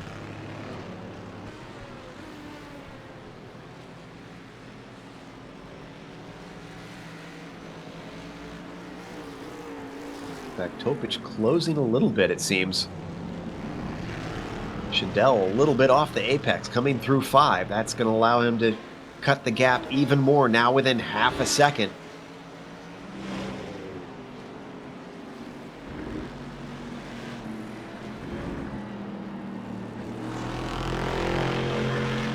Both drivers driving the Corvette down into the very tight turn 6, both of them giving the apex a miss. You can't say these guys are not pushing. Another thing we're going to want to watch is Satao, who's out there, stayed out. Binkley and Gerard have all come in for their pit stop, so we're going to keep an eye on Satao, see if he can maybe, what's going to happen. Binkley can maybe jump him in the pits. Oh, and Ulmer botches the pit entry. This is allowing Quinn to catch him. He's going to get a penalty. He slowed down. He knew that he was going to get a slowdown penalty, so he came to a complete halt. Almost actually hit the tire barrier there. I saw him coming in super hot there. Yeah, you can see him just inches away from it. That is going to cost whatever chance he had of trying to leapfrog Tinsey. In fact, wonder if he's going to lose anything to Quinn here. Tinsey heading down the front straight right now. Quinn is rolling. Oh, Ulmer's out pretty quick too. But he does leapfrog him. Quinn takes P2 away from Ulmer. I was watching Ulmer, seeing if he was going to come in, and I thought, wow, he is trying to maximize that entry. And he over-maximized it. Meanwhile, let's jump over to the GT3s if we can get a chance before this battle erupts. Because sounds like Smitty's noticed something going on the pit stops over there, too. I couldn't tell you how exactly yet, but it looks like Castro could have thrown a bit of a curveball at these guys.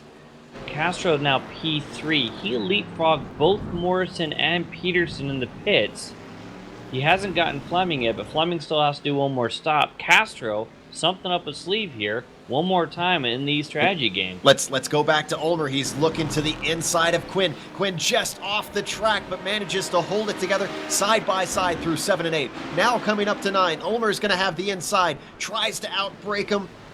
Quinn gives him a little bit of room, but he's not giving up, trying to carry the speed around the outside. Ulmer looking better on the brakes, going wide, coming around the hairpin. Once again, trying to carry that speed with the outside line, and this time it works for Ulmer. Takes back that second position. What a great job from Ulmer there. Broke late, carried that outside line, the momentum all the way through. I thought Quinn's not giving up the battle, but I thought Quinn was going to hold that spot. Ulmer now moves into second.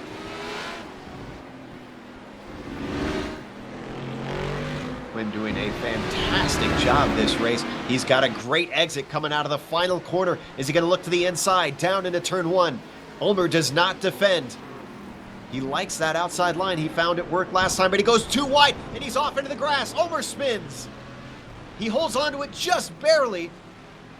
Just a half spin, almost going around, but he's back going, and he's only lost about 3 seconds. Can he regain on Quinn in these last 20 minutes? That's really too bad, because I think Ulmer had the pace with Tinsey's car being damaged. I think Ulmer's was only 3 seconds back, had a chance to run him down. Now we'll see what Quinn can do, but Quinn hasn't shown the pace that Ulmer has. Boy, credit to Quinn in that battle. Quinn has stepped up his game. I think he saw where he was in the championship points and decided that he has got to throw a little bit more effort into this thing. Find a little bit more speed, get a little bit tougher out on the track in these battles, and it is paying off. Sitting second overall right now in this race with 20 minutes left to go. I just want to throw it out there. It could be a blessing in disguise with these two guys not fighting. If they can find a little bit of speed on our leader, maybe they can reel him in while trying to reel in each other. Since that is broken up, let's jump to Robbie Morrison has closed up on the back of Leif Peterson. These two have been at it for most of the race. This is for the final spot on the podium. Or no, excuse me, this is for fourth, actually. It is for fourth, but we still have Fleming that has to make his final stop. So this should be a podium fight. As you see, Peterson lets him go. Way around the Wow. outside. Either those were some incredible brakes, or you're right, that Peterson just let him through. That was a surprise.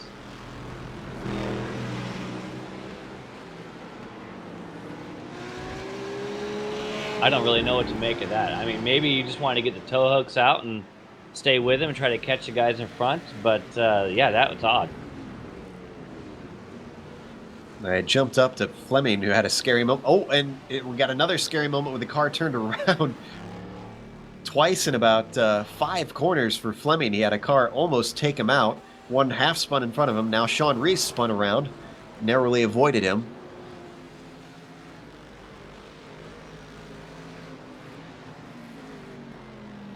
There you see Reese on your screen. He's currently 13th in the GTLM class. It's one of our AM drivers, as you can tell by the yellow end plates on his rear wing.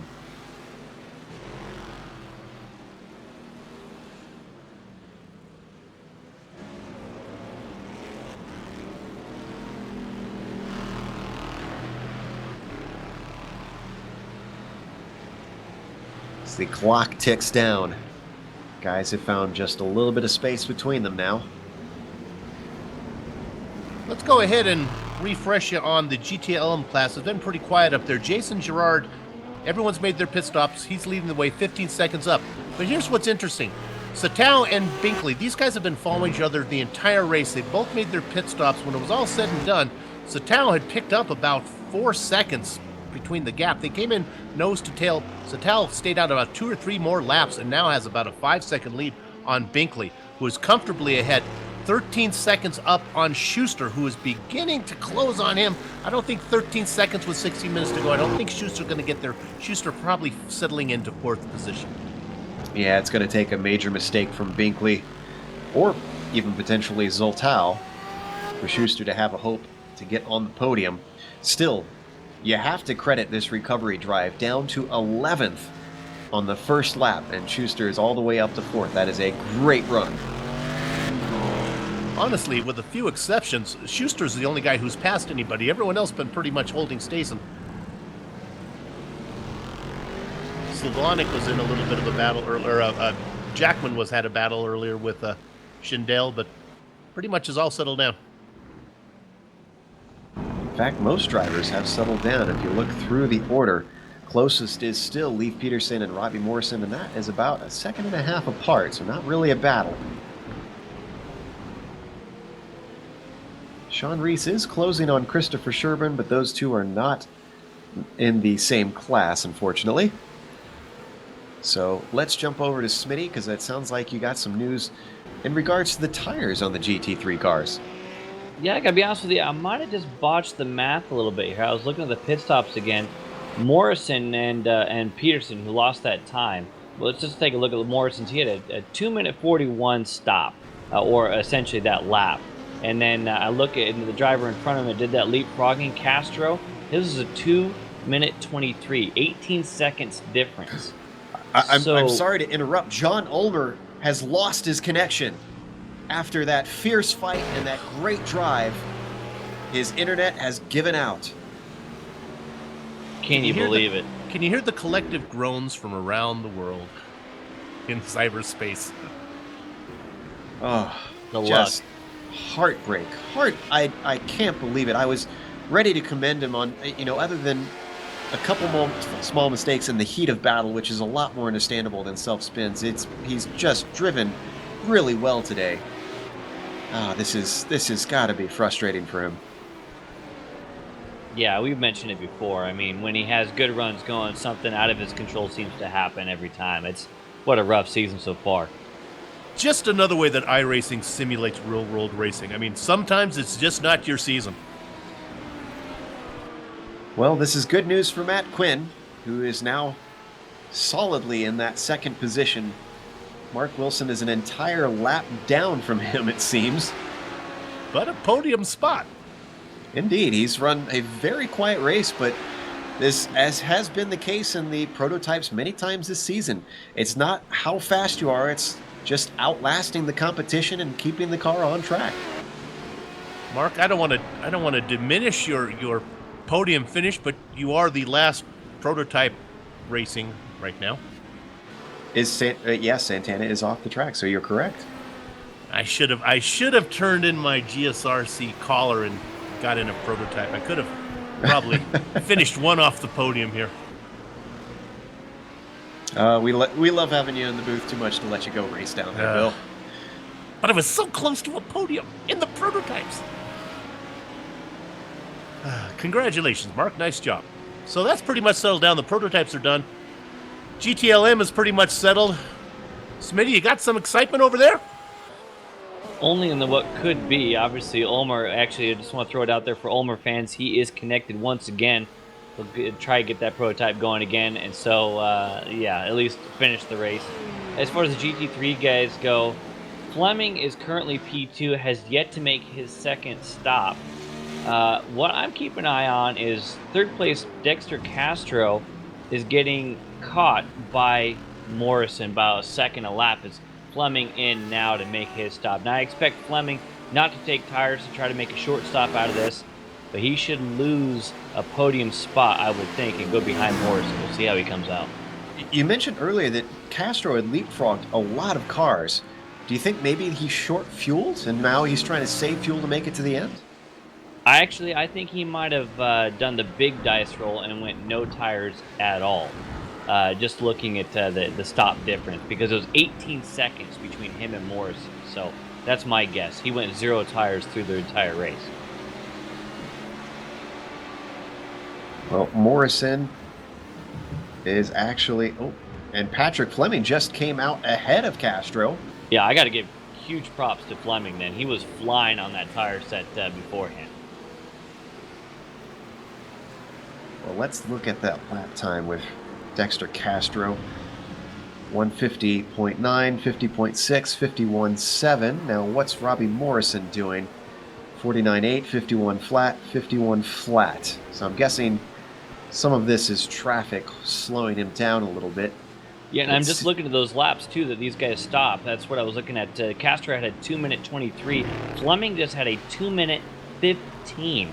Now, obviously, he didn't have to take a whole heck of a lot of fuel, I suppose, but wow, big difference. That's how he got that done. Now, this is where, if Dexter was in the booth, he'd be correcting you. They need the same amount of fuel to make it to the end. The only difference between stopping later is being a little bit more precise on how much fuel you need left. But right, I mean, isn't that it, though? Is that how much you put in and when? Isn't that how that works, to try to change your stop lengths? Well, no, because you need this. You need the same amount of fuel even if you stop a little bit earlier. It's So- a pay me. Gotcha. I was just thinking about when you would do it, but yeah, that's a good point. It's a pay me now, pay me later type thing. Yeah.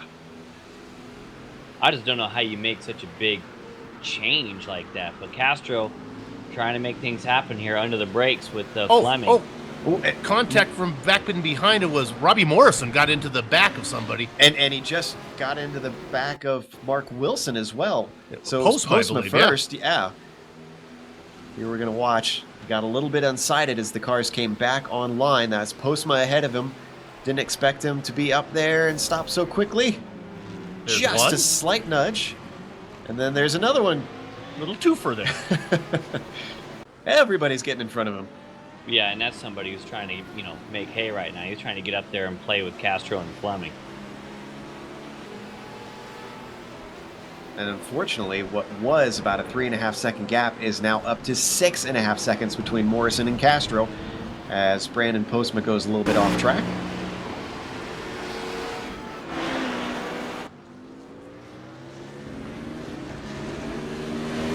Now, Dexter Castro has not dropped too far back from Fleming. So if he didn't take tires, did Fleming take tires actually? I believe Fleming took tires the first time. The first time, right. Ah, that's correct. So if Dexter didn't take them any time, Fleming should still have slightly fresher tires. Yeah, you would think so. That's the only way I could figure that Castro could have ate it that much time. But then again, it sounds like my math is about as wrong as it could possibly be tonight. So who knows what's going on in GT3. Well, if Dexter's on the podium, we'll have to try and bring him in for an interview post-race. See what exactly he did. Anyway you shake it, though, this is a huge run for Patrick Fleming. A big nod to him for being up at the sharp end today. Yeah, he's not one we tend to see this high up from memory. I could be incorrect there. So great job by Fleming. Looking at a P2 here. Meanwhile, we're going to jump back in the GT3s. O'Keefe and Booth seems to be our closest now, as Ross has closed that down to within half a second. Rutgers Kev in the red and white roof. The Canadian shod BMW with Ross Booth behind him as he closes in under braking, demonstrating the power of that BMW in the braking zones.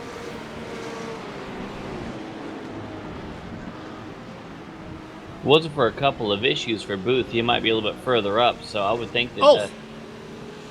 That was Schindel had looped it in front of him. Mark Schindel. Did they just get lucky with the old net code and get straight through that guy? Let's look at the close. replay. Schindel actually recovering and spins it one more time. Yeah, that was him pulling back out onto the track. Mark. One or both of those guys were shouting. Oh, and Ross Booth just made it past O'Keefe down into turn 3. Gonna look at the replay of that. I was gonna say, as we watch Booth slide it up the inside there, either one or both of those guys was shouting F3 over the radio, I'm sure, after that one. That was probably the second change of shorts for O'Keefe. Yeah. That's probably what happened right there. if I learned anything from watching Game of Thrones, is the night is dark and full of terrors, and you don't know where it's going to come. Man, that was scary. Well, thankfully, I don't think anybody's going to die here today from all the terrors that we have out here on the track. Maybe a little bit of hurt egos, but the beauty of sim racing is life and limb is rarely under threat. And you know, you never know what's gonna be the sticking point to everybody. Really, pit entry was a big thing today, where people getting lost even coming into pit entry hit several drivers. And honestly, I thought about making that a point of note, that pit entry is difficult with the chicane, but it wasn't really the chicane part that was the tough part for everybody. It was just where the pit entry was. I guess it's that dark over there. Oh, Castro's had an off, we hear. Gonna look at a replay. That means Morrison is able to close down to within 3 seconds. Let's see. Coming down the backstretch. This is towards turn 11. Just outbrake himself potentially. He's got nobody around him. Yeah, he's trying to make up time and just leaves a little bit too late. Be able to gather the kitty it up. litter. Bad news for Castro is Morrison is not very far behind now. I don't know how you guys feel about this, but one thing I'd love to see iRacing be able to do eventually is make the gravel a little bit more realistic. Cars potentially even get stuck and get really slowed up by it. It's, I think Castro's got to be thankful that it's not that way. Yeah, pretty sure Joe Peak, the only person signing up for that program to happen. Well, I'm not fast, so I thrive on guys making mistakes. That's it all depends on your attitude, exactly. Those of us who like to get spots on attrition would like that to be really sticky out there in that sand. Those of us who like to build sandcastles, on the other hand, not so much. So that gap back up. Castro has pulled away a little bit, up to 3.2. And Morrison is running out of time. Less than 5 minutes on the clock. I think this is going to be the fight to watch right here for GT3 as Morrison is trying to really reel him in. He's going to cut it down here again as he comes to the line. And one thing I want to point out here, we don't have to switch to it, you can stay on Morrison, is Bill, I think Ulmer, although he probably won't want it, he needs the Dory Award of today. He's back out there. He is running laps. He's 2 laps down from Mark Wilson in third. So he could still get something if something happens to Wilson, if he runs into trouble and has an accident. But you have to give credit to Ulmer for gutting it out, finishing the race. He could have so easily just hung up the helmet for today after what is got to be just pure frustration. And he's still out there running. We really do appreciate what he does. He's had a hard season. We're looking at Castro sitting in the final podium spot on GT3s. Yeah, we're talking about Morrison trying to reel in Castro.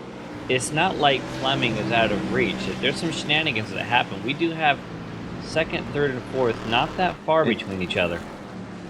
That gap has gone down. It's now to 1 second between Morrison and Castro. Of course, I think I might have been reading the wrong timing before. I think it's Dexter Castro 3 seconds behind Fleming is what I saw before. Now, Castro's struggling, though. Oh, he's definitely catching him at a rate of knots. It's under a second now between Morrison and Castro. Into the braking of turn 11. Gained another 10th. The timing of this GTLM. Whoa, big moment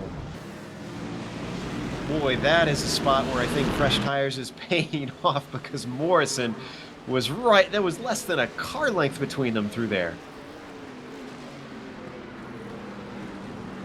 I believe that's Dino Topic behind him. He's going to want to tiptoe around this one. Being in GTLM, he's going to have a lot of straight line speed over these guys, so should be easy enough coming through the frozen foods aisle, as Bill likes to call it.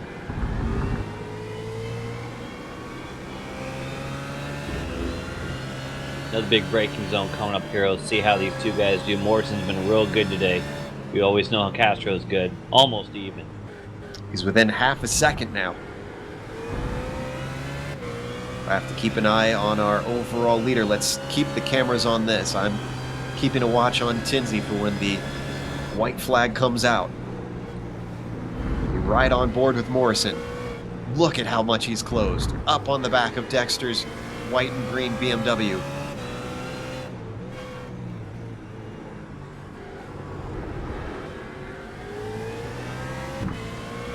Kudos to Topic for just hanging back there and letting these guys fight, too. Yeah, he's not under threat. He knows he does not need to be very close to these guys or even attempt to pass. Working around the hairpin. Morrison looking like he got great traction out of that corner. And this is where Castro outbroke himself earlier. Look at Morrison. Oh, there he shine the light. goes. Takes a peek, but not close enough.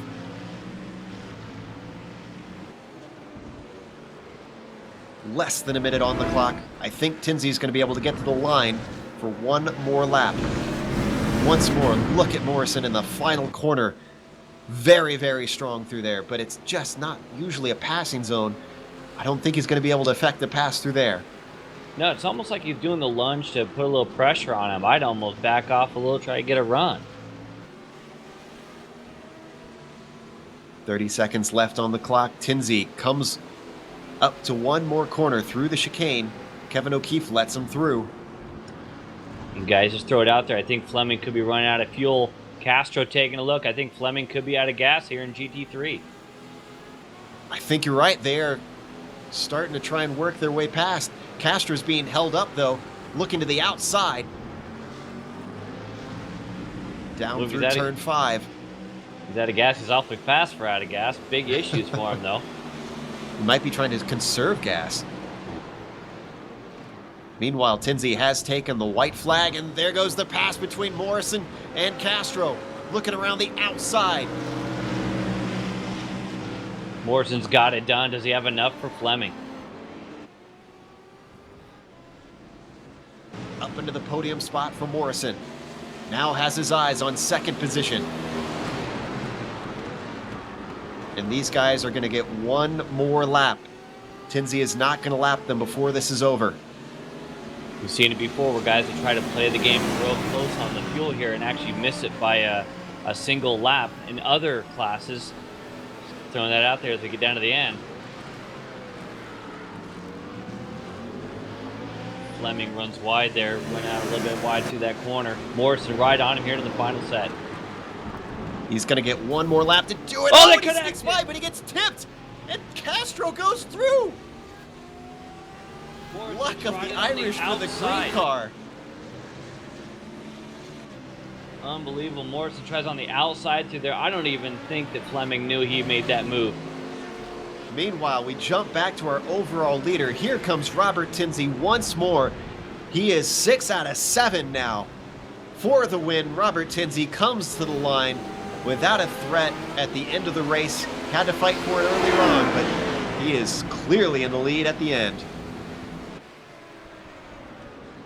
I think Paul Darling's going to be our next finisher. Paul Darling coming to the line. The roof takes the win, helping his championship run. But Dexter Castro is looking like a solid second place to be able to limit the damage. Meanwhile, where is Gerard? Gerard still has a few more corners to go.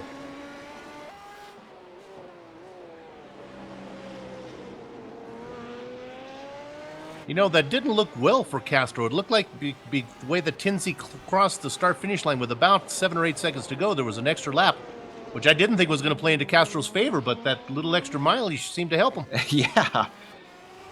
If he would have slowed, that would have been it.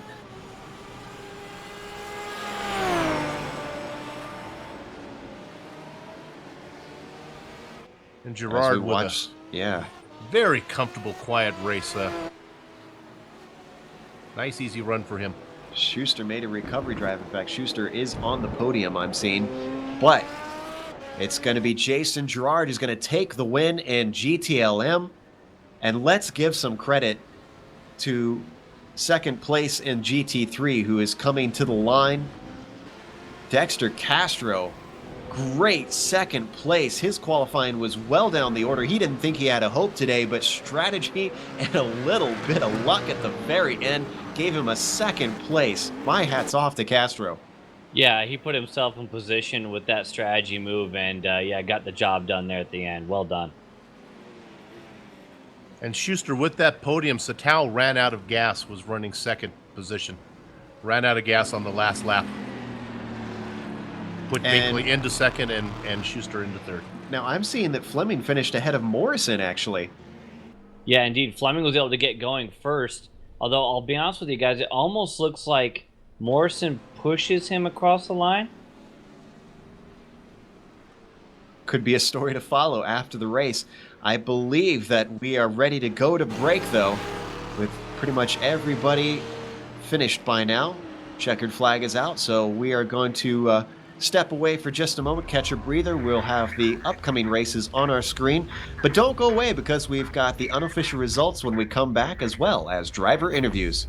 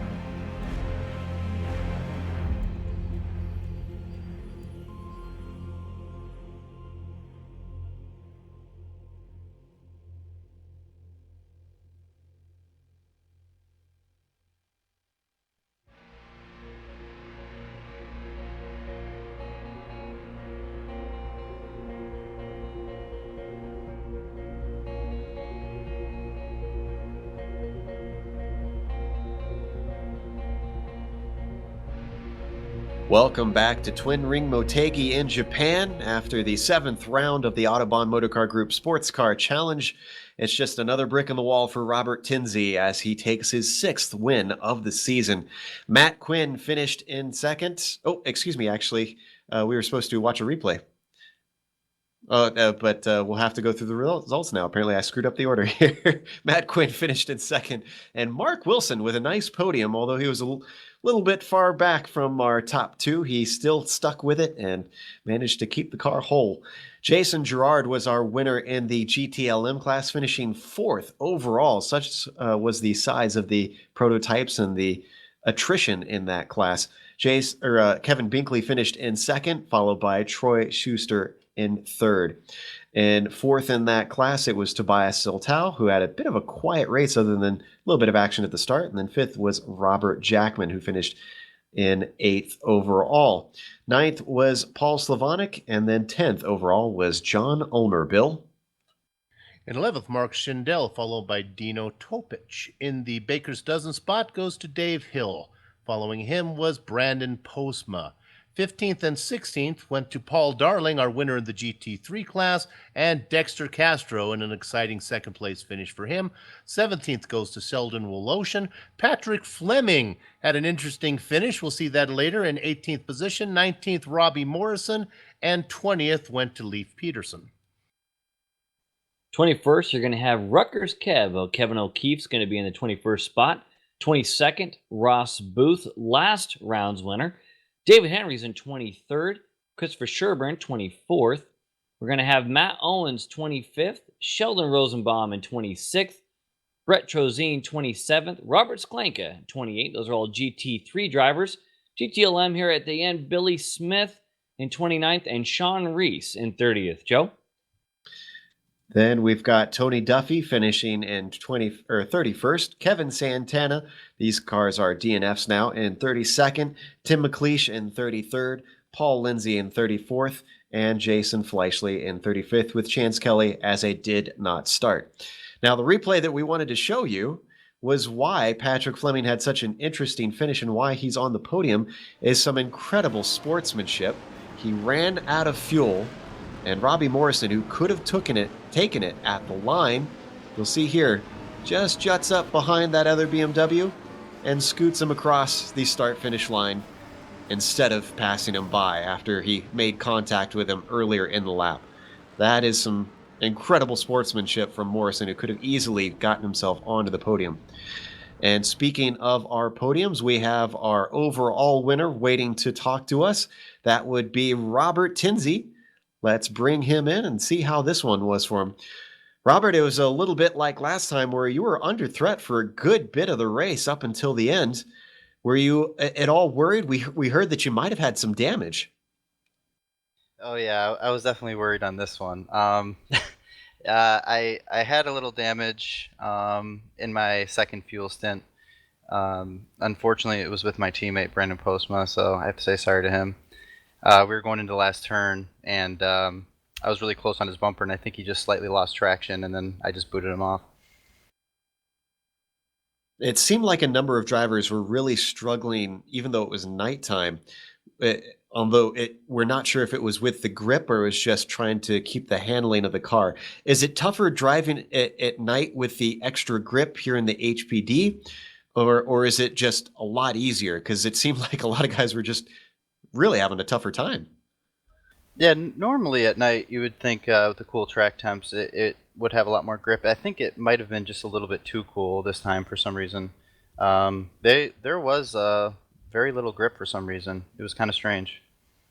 Yeah, very unusual. It caught us off guard as well.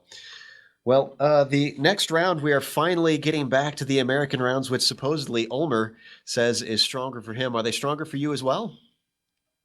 I would say there's some of my better tracks, but yeah, John definitely turns it on in the American tracks. Those are his absolute favorite. So I would stay tuned on that because I'll definitely have a lot of competition. All right. Well, you've made it 6 for 7 so far, so we're definitely looking forward to you getting challenged and giving us a good show out there on track. Congratulations again on the win today. Hey, thanks a lot, guys. That was Robert Tinsley, our winner overall and in the prototypes today. So let's talk to our winner in the GTLM. Bill has caught up with Jason Gerard. Jason, congratulations on your win today. Not a whole lot to talk about. It would look pretty easy, but there was a lot of traffic. Anything scary out there tonight? Yeah, arigato gozaimasu. It was definitely an awesome win. It was really intimidating to come here, especially in the nighttime. These GT1 cars really do not like to run around that first lap. It was pretty tense, especially coming out of the pits, but thankfully I got a little bit fortunate from the guys behind me having their misfortunes, and I was just able to have a nice clean race and stay out of trouble for 60 laps, represent my Japanese people proud. They got me the win today. Okay, now let's talk about you personally. I've heard that you have something to do. Your job is in the nuclear field? Yes, that's right. Are you like Homer Simpson, or is that what you do? Is there donuts involved? No, it's mostly just engineering myself.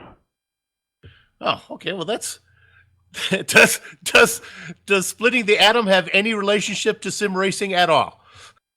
Absolutely not. But my degree is mechanical engineering, and that certainly does help me out quite a bit to be able to set up these cars quite effectively. Even though vehicle dynamics wasn't what I studied in college, I'm at least able to speak the language, and that certainly helps me out a little bit.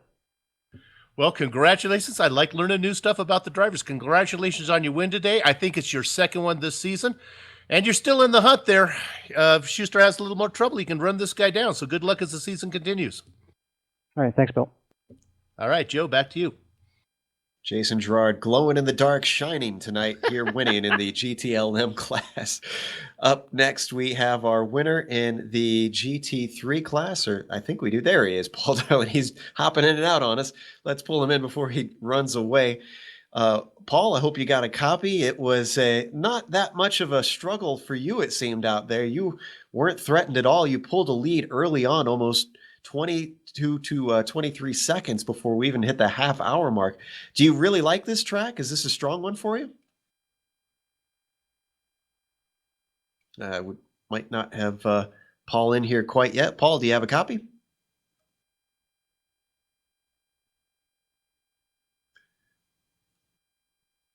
Sounds like we have a little bit of a technical issue behind the scenes. We're trying to get Paul unmuted here. I think he likes the track. I'll answer for him. Yes, this is one of my favorite tracks.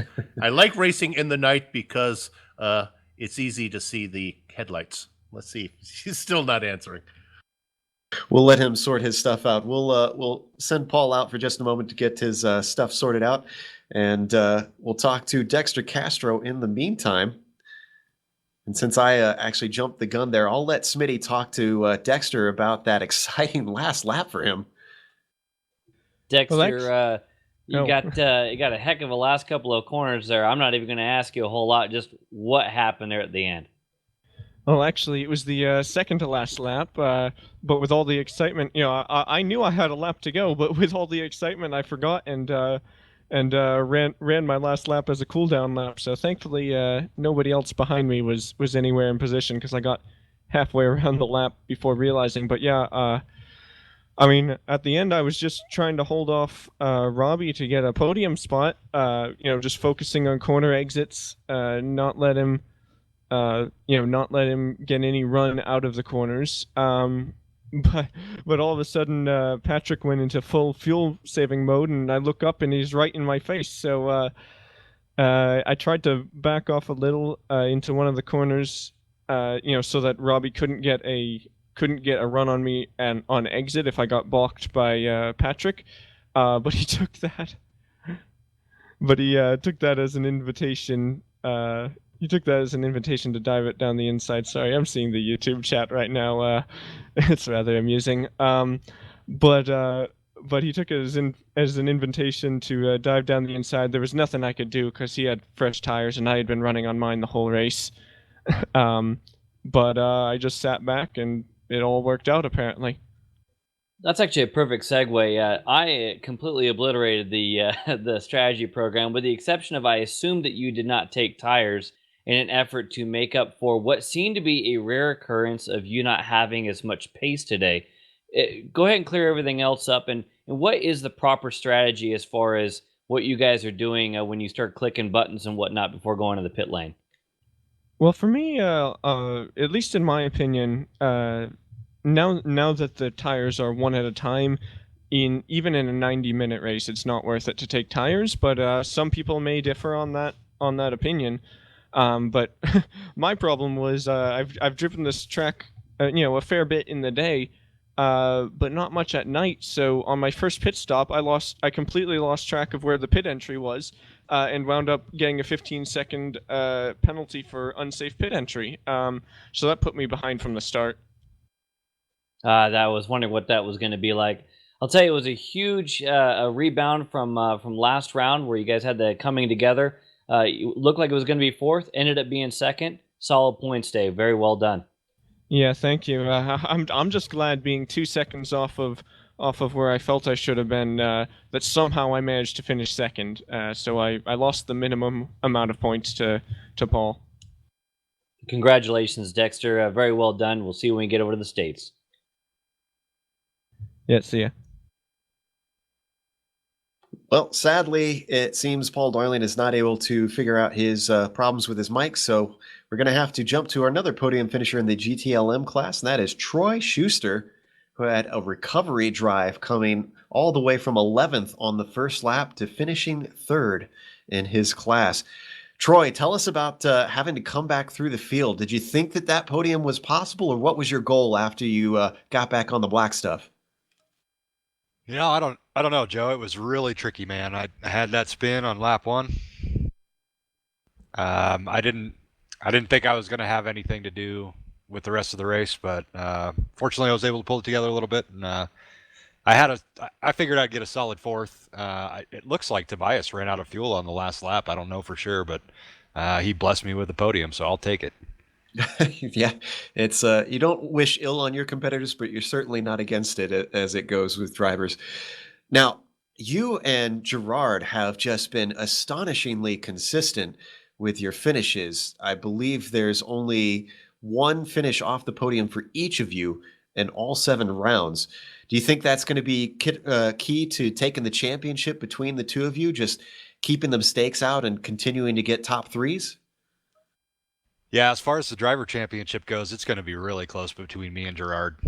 He had to drop a week last week, or at Suzuka, I think, because he wasn't available, and I got in an incident in Silverstone, which put me way back. So, yeah, it's going to come down to the drops and see how we do with the rest of the season. But I really like all the North American tracks, so I'm feeling pretty confident. We'll see how it goes, and I love racing with Jason. He's a good, clean racer.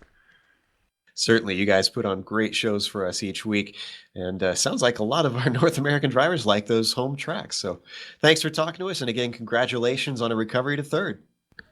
I appreciate it, Joe. Thanks, guys. That was Troy Schuster, third place in the GTLM class tonight here at Twin Ring Motegi. It's the last guy we're going to talk to tonight, unfortunately, so we got to close up. Before we go, though, we want to thank a few people. Thanks to the official sponsor of this series, the Autobahn Motorcar Group. And, of course, thanks to John Ulmer, who organizes this league and makes sure everything kicks off. Thanks to the software and hardware that we use for our broadcast. You can see those listed on your screen. Thanks to the team today as well, Bill, Smitty, Amjed, and Dougie. If you'd like to find out more about GSRC, you can find it at www.globalsimracingchannel.com, along with archived races and upcoming broadcasts. We're also on Twitter at GSR Channel and Facebook at /Global Sim Racing Channel. A special thank you goes out to Eric Ekholm and Casey Lalonde, who both provide music for our broadcast. Their music can be found at the locations listed on screen as well. Next race, as we mentioned, that's going to be at Road America. A lot of stop-start there, too. Very similar with long straights and 90-degree corners at that track. That'll be Monday, February 1st at 9:15 p.m. Eastern, so we got a little bit of a break. We also have upcoming races for other series on screen, so check those out and mark them down on your calendar. But until next time, race clean, race hard, and I'll see you on the track.